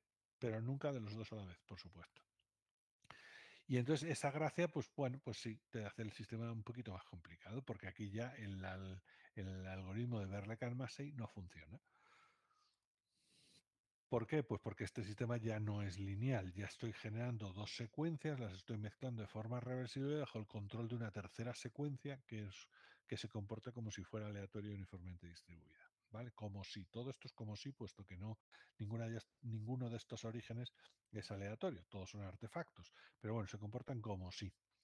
De hecho, cuando lo propusieron, pues hicieron sus pequeños cálculos, dijeron, bueno, pues yo conociendo las propiedades de cada uno de estos, puedo establecer que el periodo, por ejemplo, el periodo de la generación total, de la salida final, va a ser la multiplicación de las longitudes de cada uno de ellos. ¿Vale? Es decir, la longitud del FSR va a ser 2 al L1 menos 1 por el 2 elevado a L2 menos 1, 2 a L3 menos 1, ¿vale? Que esto puede ser una longitud considerable si son suficientemente grandes estos registros. La complejidad lineal que la tiene, que no es infinita, es decir, existe un solo registro de desplazamiento lineal que puede hacer lo mismo que están generando estos tres, pero se puede calcular, pues es L1 por L2, menos L2 por L3, más L3. Bueno, pues más o menos no gano mucho, es decir, que aunque estoy disparando con pólvora del rey, en el fondo es el cuadrado de la longitud de los dos grandes, ¿vale? Bueno, aquí es L1 por L2, L2 por L3, aquí esto se para anular, bueno, no anular del todo, pero pueden ser próximos y L3 ser más grande, ¿vale? Si se puede calcular para que esto tenga una complejidad lineal lo más grande posible. Bien, esto está muy bien, pero cuando lo propusieron en un congreso, después de haber publicarse en el 92 el algoritmo de Berle-Karmasey, pues 2 años después, creo, pues Golik, que era un serbio que había salido por patas de la guerra de Bosnia-Herzegovina, pues se puso a trabajar en el asunto y publicó una forma de romper este cifrador, eso sí, con muchos más materiales, con bastante más material que el que exigía el algoritmo de Berle-Karmasey. Pero en el fondo, la forma de atacar, lo que propuso Golik, es que en el fondo no sabes cuándo ni cómo, pero tú estás viendo 2 secuencias aleatorias que sí son susceptibles de atacarlas por el procedimiento de Berle-Karmasey. Por lo tanto, lo único que pasa es que tienes que jugar con más material para que tengas un 50% de probabilidad de ver cada una de las secuencias e intentar descubrir iterativamente cuál de las dos estás viendo en cada caso. Bueno, sin entrar en detalles de cómo es el ataque, el resultado cierto es que con bastante más material que en el caso de los LFSRs normales y corrientes, este cifrador también se podía romper. Y no duró ni 2 años, ¿de acuerdo? Entonces esto se descartó, dijeron, vaya, qué metedura de pata. Pero estos no se arriesgaron, no se ah, rindieron. De hecho, cuando cayó el generador de Gefe, pues alguien propuso el generador alternante, que es este que veis aquí, que veis tiene también 3 registros de desplazamiento lineal, pero el papel que juegan es completamente distinto. En este caso, la señal de reloj alimenta a LFSR2 y a uno de los dos registros de desplazamientos 1 y 3. Es decir, si aquí tengo un 0, aquí tengo un 0 y por lo tanto esta puerta está cerrada y esto no se va a mover. Sin embargo, esta puerta está abierta porque aquí va a haber un 1, 1 más señal de reloj, aquí hay señal de reloj, este desplaza, avanza en una posición. Y lo que salga de ahí, con lo que está aquí, porque este no se ha movido, haciendo el XOR o generar la secuencia cifrante. Entonces, mientras que aquí ves o una secuencia o otra secuencia, aquí en este segundo lo que ves es el XOR de las dos secuencias. Lo que está cambiando es que una avanza y la otra no. Entonces, ese desalineamiento que lo va a determinar la secuencia del LFSR2, pues es lo que va a dar o va a dar complejidad a la secuencia final que sale. ¿De acuerdo? Porque ahí el razonamiento de Golick, pues bueno, sin meternos en detalles, decirte que no funciona y por lo tanto ese sistema no lo puede romper y no puede descubrir quién está avanzando y quién no está avanzando. Porque eso sería como descubrir cuál es la secuencia del LFSR que está aquí metido dentro, que está suficientemente lejos de la salida y no participa en ella directamente como para que se vea. Entonces, este que yo sepa, el generador alternante no lo ha roto nadie. ¿Vale? Es decir, no hay ningún sistema que lo haya roto. ¿Cuál es el problema del generador alternante? Que aquí las matemáticas no pueden ayudarte para nada. ¿Y eso qué significa? Pues que ya no puedo decir si lo que va a salir ahí, si la secuencia que va a salir ahí va a tener un comportamiento del tipo no, estoy yendo para adelante, no, de esto para atrás. Voy a tener un comportamiento de este estilo o de este estilo, y si es de este estilo no sé cuántas particiones va a haber, si están las particiones dentro de ellas no voy a saber cuáles son variedades periódicas y cuáles aperiódicas. Dicho de otra manera, cuando es así yo no voy a saber nada, absolutamente nada, de las propiedades de la secuencia que genera. Y eso en criptografía es muy peligroso porque claro, tú puedes estar alegremente en una zona bien, pero tarde o temprano acabar cayendo, por ejemplo, en una variedad periódica y tú sin darte cuenta empezar a repetir la clave y consecuentemente todo lo que vaya a partir de ese momento es rompible, perfectamente rompible por una técnica, vamos, por autocorrelación, ¿vale? Es decir, por una técnica precisamente muy fácil. Por lo tanto, el problema de los generadores de flujo es que han caído en desgracia porque toda la gracia que tenían, que era su soporte matemático para explicar sus propiedades, lo pierden a pesar de jugar con cosas tan complicadas como esta. Y que se pierde la velocidad, es decir, siempre nos queda la posibilidad de usar una función suficientemente compleja para generar la secuencia diferente. Esto es cierto, pero eso es lento. Esto, que también sería tremendamente rápido, no es criptográficamente describible y por lo tanto te arriesgas a meter la pata y por eso no se usa. ¿Vale? Sin embargo, tenemos un problema muy gordo, es decir, en escenarios vitales, y ahora va a salir uno de ellos, nosotros necesitamos poder cifrar con latencia cero y a la velocidad más alta posible.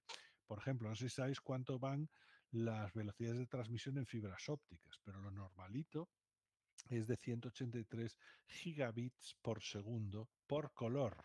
Es decir, que si yo mando distintos colores y por una fibra normalita se pueden meter 36 colores distintos, porque el fotón que va puede tener distintos colores, pues entonces puedo meter 36 canales de 183 gigabits por segundo por cada fibra de vidrio que tengo ahí, ¿vale?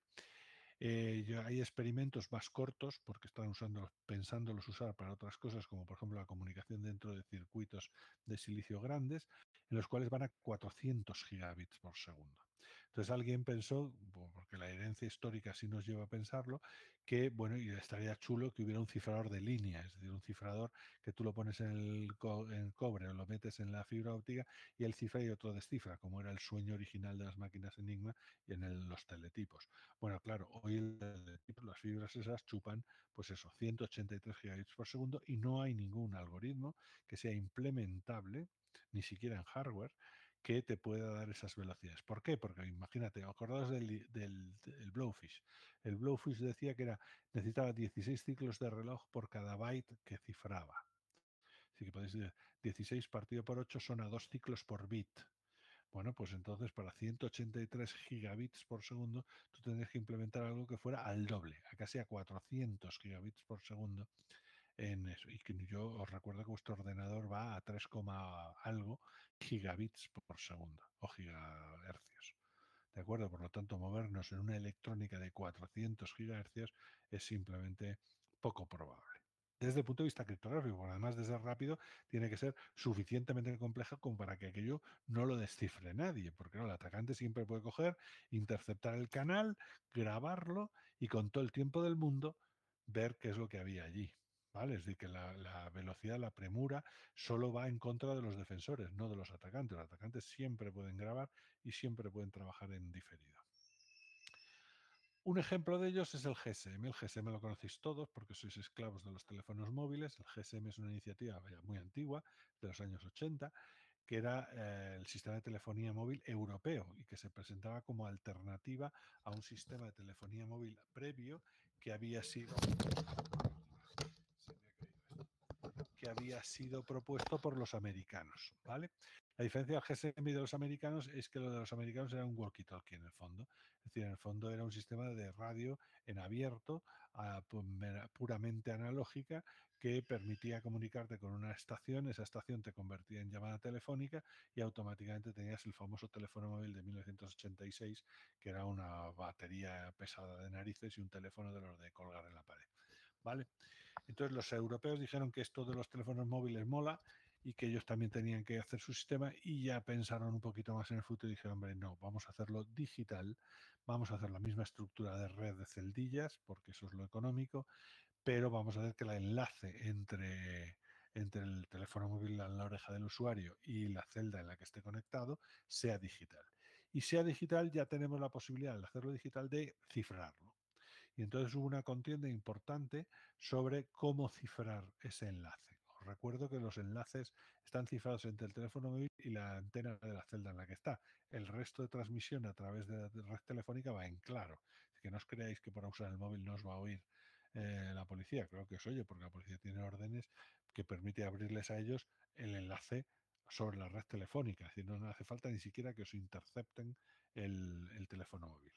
Los piratas sí, es decir, los que no tengan orden judicial sí que tienen que hacerlo de otra manera. Bueno, lo que vamos, que, estos tíos empezaron a decir, bueno, podemos hacerlo, lo hacemos digital, podemos cifrarlo, pero ¿cómo lo ciframos?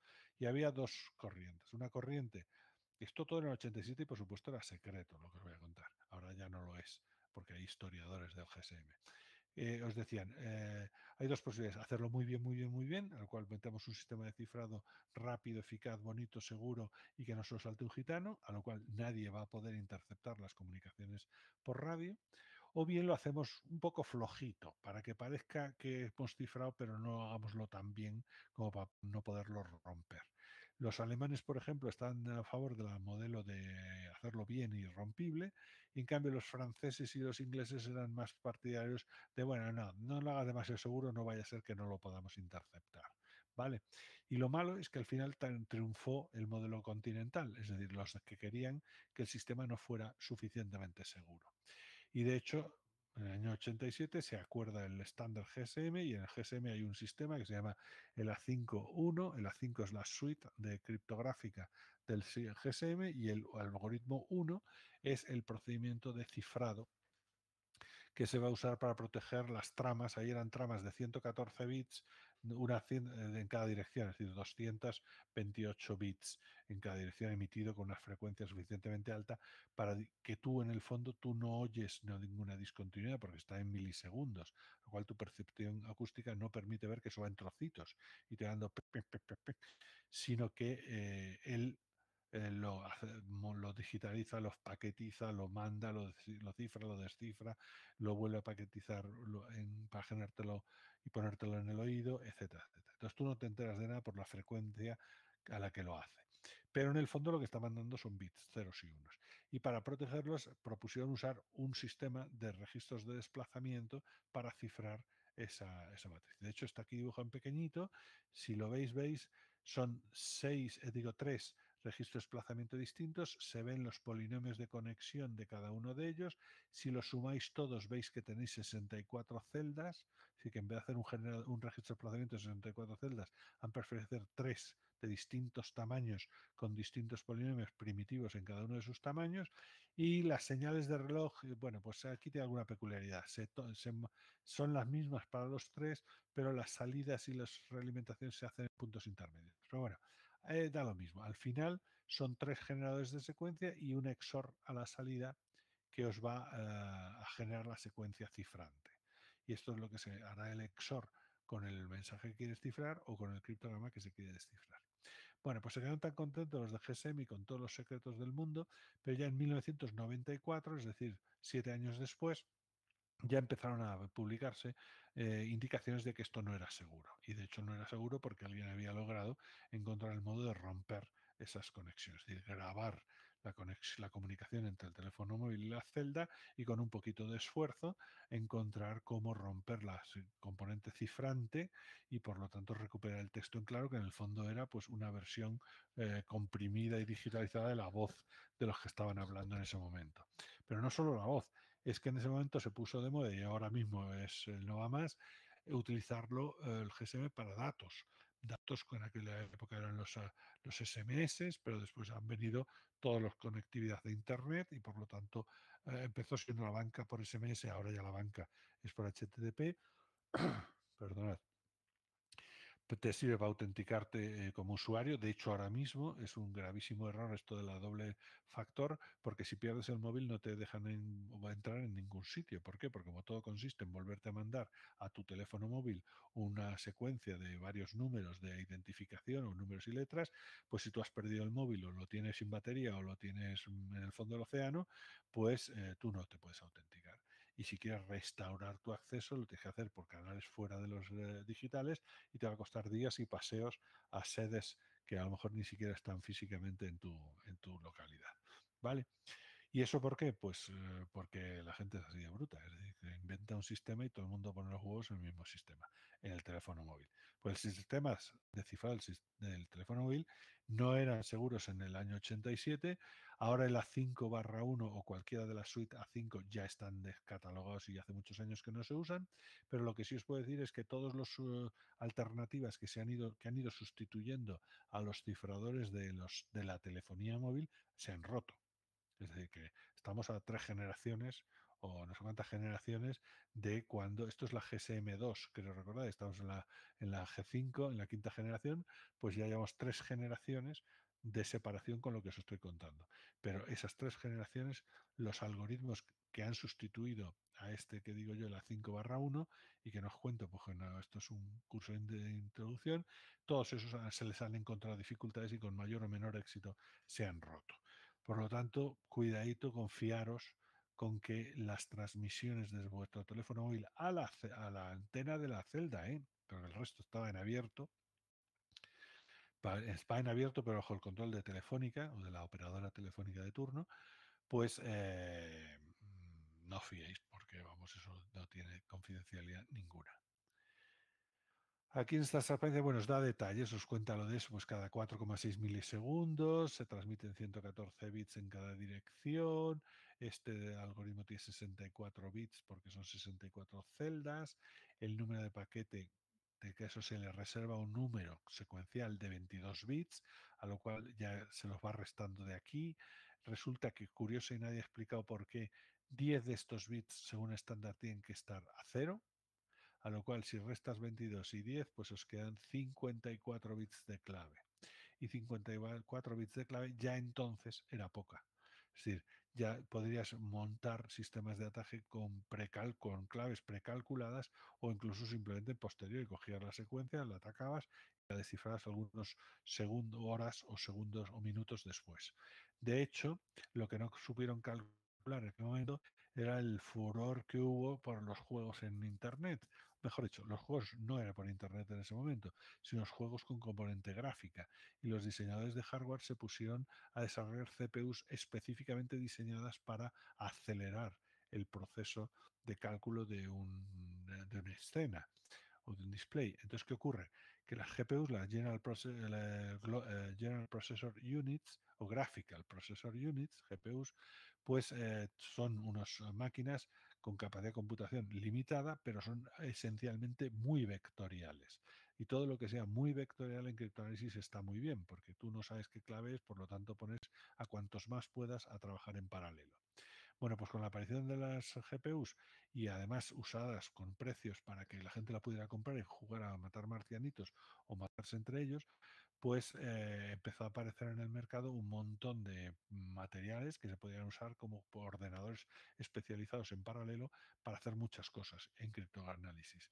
Y una de ellas fue, por ejemplo, aquí están los datos de cuánto haría falta para poder montar el libro de códigos, es decir, poder hacer precálculo de todas las posibilidades con un trasto, pues son 128 petabytes, lo cual es mucho, y el tiempo son 100.000 años, lo cual no merece la pena ninguna conversación telefónica gastarse tanto.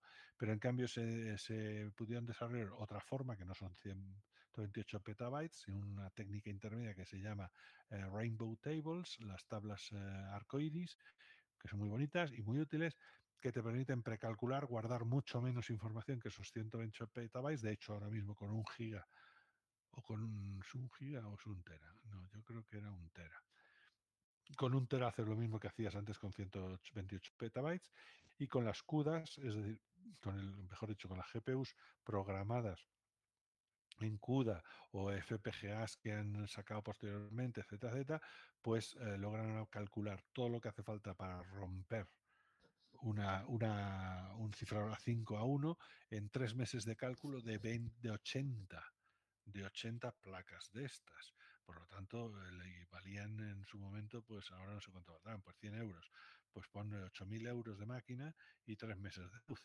Y con eso ya te generas el tera que te hace falta para a partir de ese momento poder romper prácticamente en tiempo real cualquier codificado de la 5 a 1. Es verdad que ahora ya no se usa eso, en relativo, con cuidado, porque, por ejemplo, muchos de los ataques a teléfonos móviles consiste en que decirle a la antena que tú eres un móvil antiguo. Entonces el tío que dice, ah, coño, eres móvil antiguo, entonces me retrotraigo a una suite de seguridad de hace años. Entonces ahora ya no, creo que ya no lo pueden hacer, pero hasta hace relativamente poco tú podías decir a la antena que tú eras un móvil de 1996 y él ya te hablaba o se conectaba contigo con el nivel de seguridad de la 5/1. Y claro, eso sí que se podía romper. Y el cómo engañarte o cómo cambiarte para que tú digas que eres de nivel pues eso, un móvil de 1995, se podía hacer con cierta facilidad y tú no te ibas a enterar. Ibas a seguir hablando sin saber que la protección que estaban dándole era una protección, desde luego, inadecuada para el tiempo que corre. ¿Vale? Otro ejemplo que tenemos que contar, que es muy famoso, es del RC4. Yo sospecho que a vosotros os sonará. Me gustaría creer que os sonará qué es el RC4. El RC4 es un algoritmo que en el fondo no existe oficialmente, porque se supone que fue diseñado por Ron Rives, el mismo del RC5. Este es el anterior al RC5, de hecho, por en 1987. Y de hecho esto se llegó al gran público porque alguien en lo que eran los bulletin boards, que era el mecanismo de comunicación de entonces, y no Instagram ni cosas por el estilo, de los cyberpunks, que es un movimiento muy curioso que hubo en aquellas épocas, tenían varios bulletin boards, eran listas de distribución, más o menos, ¿de acuerdo? Tú te suscribías y a ti te empezaban a llegar a tu correo electrónico mensajes que habían mandado otros a esas listas de distribución. Y hay una que se llama Scientific Crypt, el SCI o Scientific se refería a cosas técnicas y el punto .crypt era para los que les gustaba o nos gustaba la parte de criptografía.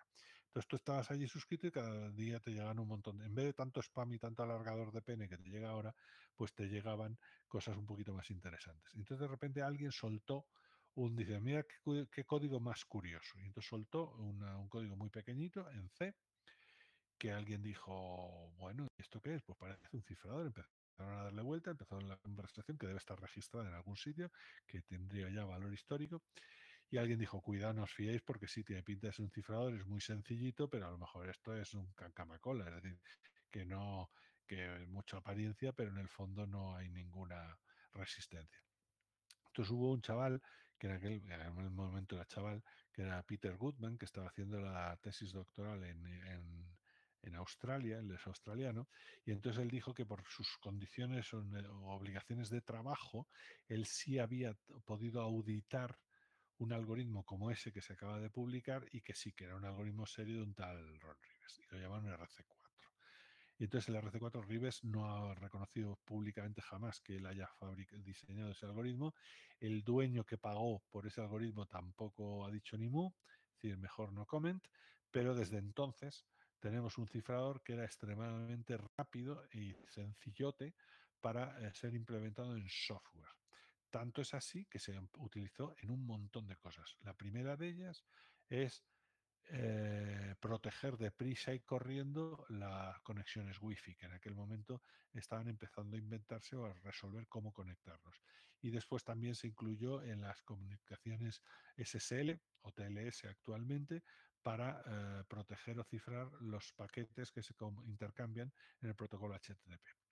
El resultado neto es que por graves errores que se han cometido en todos los escenarios donde se ha usado, el RC4 ha sido muy denostado. Es decir, todo el mundo, de hecho lo buscáis por ahí, y excepto que lo haya escrito yo, todo el mundo dirá que el RC4 hay que abandonarlo, que es una mierda y que no sirve para nada. Y es mentira. El RC4 tiene debilidades, pero tiene debilidades causadas por, es un trade-off, es decir, es un equilibrio entre la complejidad del algoritmo que quieres y su seguridad absoluta o su velocidad de ejecución. Si tú quieres una cosa muy rápida, como hacía falta en aquel momento, pues tienes que arriesgarte a tener debilidades que si las sabes esquivar, te puede funcionar muy bien.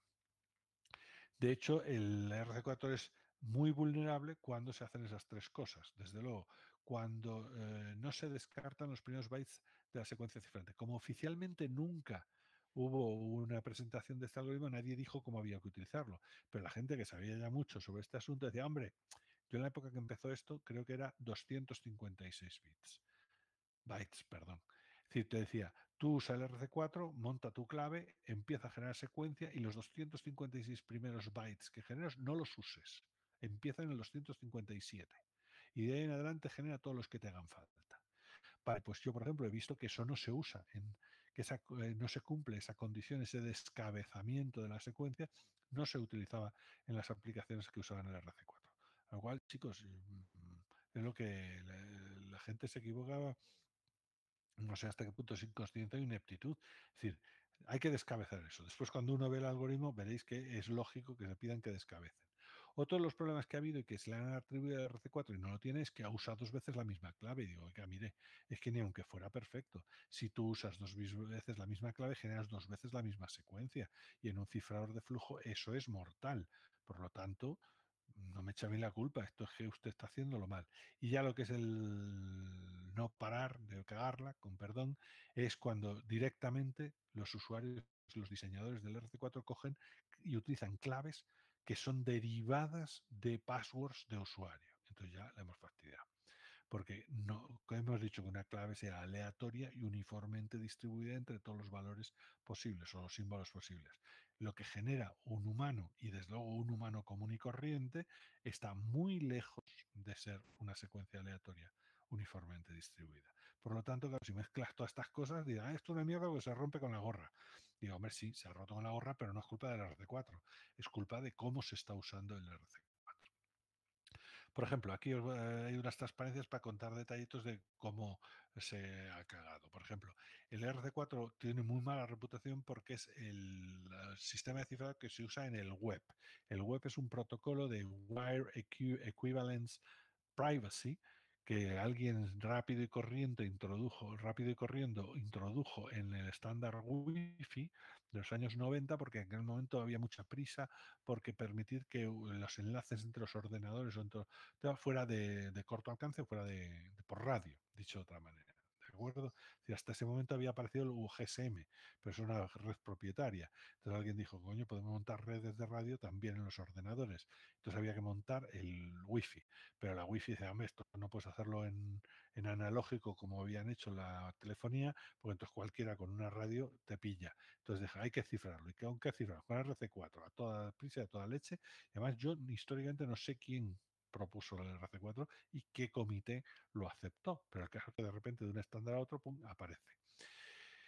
Y aquí os da los datos de cómo lo usa concretamente. Entonces dice, pues es una shared key, pero esta shared key es la que vosotros tecleáis cuando lo ponéis, que en la época original era por la que os diera a vosotros la gana. Ahora está con una clave, después vinieron con claves pseudo aleatorias o semi aleatorias o aparentemente aleatorias, pero fija para todos los routers, a lo cual todo el mundo conocía la clave. Después empezaron a darse cuenta los productores de routers que tenían que poner claves distintas para cada router y te lo dejaban inscrito en una pegatina debajo del router. Bueno, con eso ya hemos mejorado un poco la situación.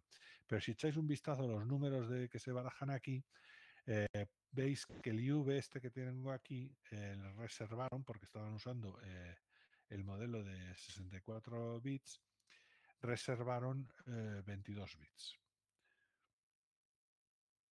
Bueno, no, a ver, es que no me acuerdo, es la misma clave, repositorios se transmiten claro. Vale, claro, efectivamente, el IV que se transmite en claro, como os he dicho yo, porque esto se cifra, la clave compartida más el IV genera la clave que va interna que va a generar la secuencia cifrante que transforma los datos en sus correspondientes valores cifrados, ¿de acuerdo? Bueno, pues entonces reservaron 24 bits para eso. Entonces 64 menos 24 bits te deja una clave que es ridículamente pequeña. Y sobre todo que este IV, estos 24, acaba repitiéndose. Cuando tú estás mandando paquetitos de estos por radio, tú el IV lo vas cambiando, lo vas cambiando, lo vas cambiando. Pero alguien puede estar escuchando y grabar todos los paquetitos que mandas y llegar un momento en que tu IV se haya repetido. Y entonces la forma de ataque del RC4, de descubrir cuál es la clave que se está utilizando y por lo tanto la clave de acceso a tu access point, a tu router, se podía conseguir esperando suficiente tiempo para acabar descubriendo repeticiones en el IUV. Eso te llevaba a descubrirla o a facilitar el descubrimiento de la shared key, de la que compartes tú con el access point, y por lo tanto abrir toda esa conexión. Y una vez que se abre la conexión, pues te quedas dentro y todos están tranquilos. ¿De quién es el fallo? Pues el fallo es del ingenieril, es decir, de por qué tú estás pensando que 2 a la 24 era un número muy excesivamente grande para los años 90. Pues al final, al principio costaba un poco de esfuerzo computacional y sobre todo de almacenamiento, pero los sistemas de ataque se refinaron y yo creo que hasta vosotros habréis jugado a interceptar la wifi del vecino y colaros en su sistema, que os recuerdo que es ilegal. Pero bueno, no, el que sea ilegal no significa que no sea trivial la forma de hacerlo. ¿Vale? Bueno, pues culpa del RC4, yo insisto, no es culpa del RC4. Está muy mal hecho el uso del RC4. ¿En qué consiste el RC4? Bueno, pues esencialmente os voy a contar estas dos transparencias y ya con esto acabamos hoy. El RC4 está compuesto por un estado interno, como todos los cifradores. Y en este caso os lo he pintado como una secuencia, un string, un vector de 256 elementos. ¿Vale? En el cual dentro de este vector están lo que se llama la permutación de identidad. En la posición 0 está el 0, en el 1 el 1, el 2 el 2, el 3 el 3, el 4 el 4 y el 255 el 255. Ese es el estado inicial, que no es nada sospechoso, es la permutación de identidad. Entonces, lo primero que tenemos que hacer, como hacíamos nosotros, es mezclar la clave secreta que me dé el usuario con este estado inicial, ¿vale? Entonces, para ello, el usuario me va a dar unos bytes, unos cuantos bytes en esta clave que pongo yo aquí, ¿de acuerdo? Y los voy a usar cíclicamente hasta que haya completado el proceso de mezcla con el estado interno. El estado interno, el estado de mezcla está definido aquí como dos pasas completas, es decir, que son 512 actualizaciones, porque es una pasada corregir estos 256 elementos y otra pasada corregir estos 256 elementos. Y ahora vemos el mecanismo que usa. Para ello hay dos punteros en el RC4. Un puntero que está controlado por un contador. ¿Qué quiero decir con esto? Pues un puntero que apunta aquí, en el siguiente paso apunta al siguiente, en el siguiente apunta al siguiente y así sucesivamente va recorriendo de izquierda a derecha, tal y como están pintadas las cosas, todas las celdillas de la permutación. Y cuando llega al 255, ¡pum!, vuelve a la posición 2 va recorriendo cíclicamente, este puntero va recorriendo cíclicamente los elementos del estado interno. Y el segundo puntero, o llamémosle puntero volante, está apuntando a una de las posibles celdas, ¿vale? Entonces la actualización de este puntero, cada vez que ya hemos terminado y vamos a hacer el siguiente, lo que se calcula es este puntero. ¿Cómo se calcula? Se coge el valor en el que está mirando ahora mismo, ¿vale? Perdón. Se coge el valor contenido en la celda del puntero del contador. Lo que haya aquí se suma aquí. Y además se le suma el byte que toque de la clave que me ha dado el usuario. Que yo ya os digo, voy recorriendo cíclicamente tantas veces como haga. Sumo estas tres cosas y el resultado que obtengo es el byte, que es el nuevo valor de este puntero. Entonces este puntero, pum, automáticamente quedará apuntando a otra celda. ¿Vale? Pues lo que se hace es intercambiar el contenido de lo que hay entre estas dos celdas. El nueva celda marcada por el nuevo puntero que acabo de calcular, pum, se va al contenido del puntero del contador y lo que había en el contador pasa a estar aquí. Y ya hemos completado un pasito. Vamos al siguiente. ¿Qué ocurre? Pues este apuntará al siguiente de aquí. El puntero este volverá a calcularse, que vete tú a saber dónde cae de los 256 elementos que aquí. Y gracias a la clave y al histórico anterior que supone el formar parte de esta suma, vosotros vais a tener este puntero dando saltos de forma compleja, dando saltos entre esta permutación. Claro, ¿qué conseguimos con eso? Que yo había partido de una permutación de los elementos, la permutación ordenada, el 0 hasta el 255. Si yo sigo esta pauta en la cual yo voy cambiando 2 a 2 el contenido de las celdas, lo que obtengo al final, lo haga muchas o pocas veces, es una permutación de 255 elementos. 256 elementos, ¿de acuerdo? Porque voy cambiando la posición 2 a 2, estoy haciendo ciclos, es decir, yo no cambio 3, 4, 5 a la vez, no, voy 2 a 2, que es un subconjunto del tipo de posibles permutaciones muy reducido y muy particular, ¿eh? Es decir, que no creáis que esto es, pues eso, 256 factorial posibilidades. No, sale en un subconjunto bastante más pequeño. Pero es ese tipo. Y ya con eso habré conseguido, a fuerza de barajarlo, ¿cuántas barajados voy a hacer? Voy a hacer pues 2 pasadas, es decir, 512 intercambios. ¿Y cómo voy a hacer esos intercambios? Pues van a venir determinados por cuál es la clave que me dé el usuario. ¿De acuerdo? Bueno, pues una vez que yo ya he logrado partir de este estado inicial y convertirlo en un estado secreto, porque la clave es secreta, simplemente me toca cifrar. ¿Y cómo funciona el cifrado? Pues de manera similar. Aquí están las líneas, pues son prácticamente las líneas de código que haría falta.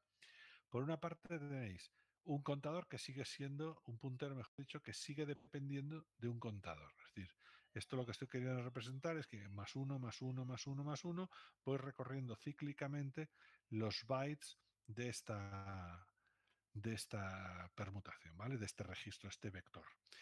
Y el otro puntero, que es el que tengo aquí, va a cambiar pues dependiendo del valor anterior y del valor actual. Entonces, cojo el valor que hay aquí, el valor del puntero que está el que vale en ese momento. Calculo el nuevo puntero y de ese nuevo puntero me voy a mirar allí a qué es lo que hay y hago dos cosas. Como hacía en el caso de la consideración de clave, intercambio el contenido de estas dos celdas. ¿De acuerdo? Es decir, que modifico la permutación del estado interno del cifrador. Y la suma de esos dos valores me marcan un tercer puntero que es el que indica a qué celda tengo que ir para sacar fuera lo que haya contenido aquí. Así que si aquí hay un 7, pues pongo un 7, si hay un 4, pongo un 4. Es decir, cuál de las 256 valores va a sacar, lo marca este puntero. Y este puntero es el hijo de haber sumado el contenido de dos celdas, módulo 256, obviamente. ¿Vale? Es decir, que aunque parezca mentira, no ganas ninguna información porque aquí siempre te va a salir un byte de entre todos los posibles. Y porque te salga aquí, tú en el fondo no sabes dónde estaba colocado ese byte en la permutación.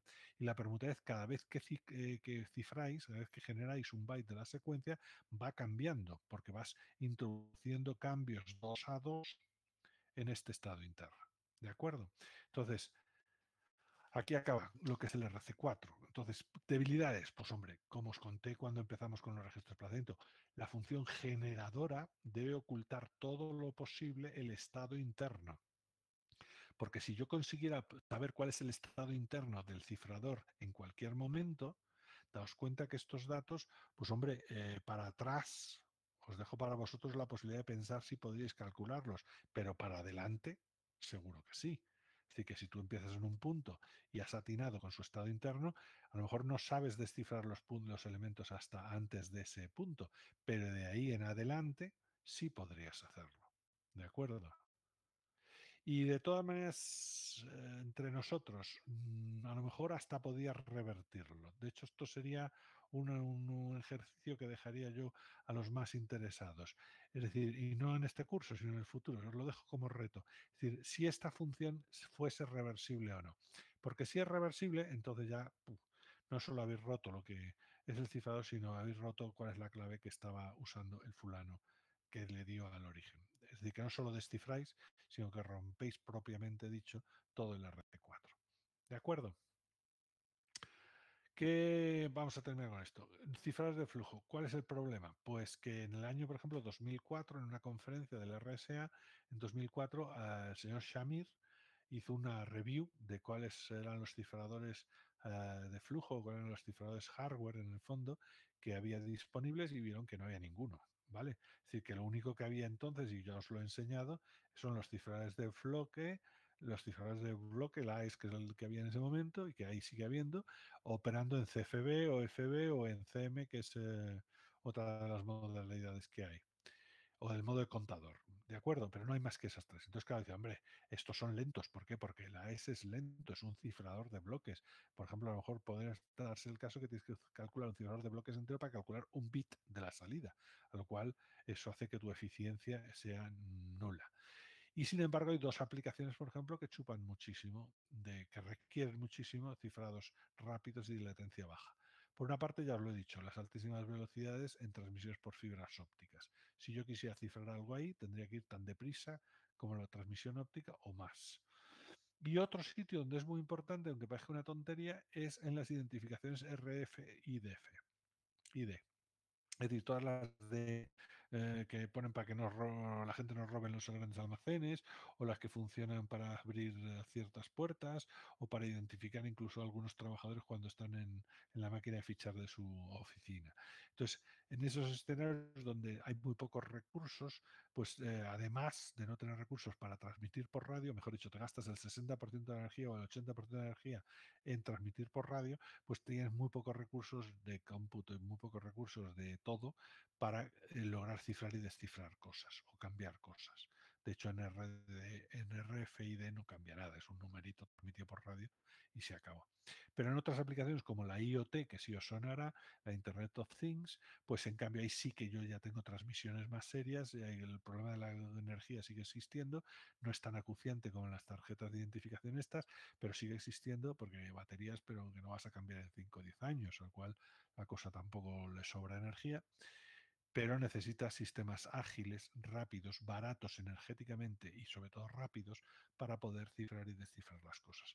Entonces la Unión Europea propuso un concurso que llaman eStream, en el cual pues pretendía lo mismo que en el AES, es decir, que la gente propusiera sistemas de cifrado, pero cifrados en flujo, es decir, directamente que fueran implementables en las condiciones, si no recuerdo mal, era que fueran implementadas en software y en hardware, o había dos categorías, tú la presentabas por software o la presentabas por hardware, y tenían que ser, por supuesto, criptográficamente seguros, lo mejor si eran rapiditos, tener 80 bits de clave como mínimo, lo creo que ahí metieron la pata y se quedaron cortos, porque hoy en día eso sería inútil, a lo cual yo creo que esta iniciativa está muerta de facto.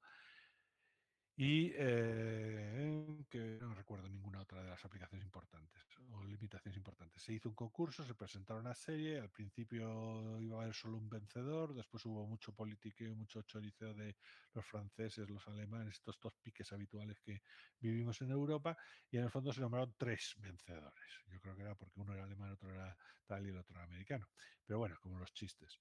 El caso es que hay tres pero reconozco que los tres ya les han caído bofetadas académicas durante todos estos años, no se les han roto, pero se les ha debilitado bastante, sobre todo las implementaciones, es decir, como os dije ya, y estoy terminando, los ataques son más para las implementaciones que a los algoritmos, y ahí han cascado como chinches. Bueno, como falta un minuto, ya no os aburro más. Os agradezco la atención. Nos quedamos para que me lo recordéis en funciones hash. Y qué más deciros, nada, que hoy es lunes y que nos vemos el jueves a las 10 de la mañana. ¿De acuerdo? Bueno, pues sin otra cosa, agradeceroslo y ya nos vemos. Saludos.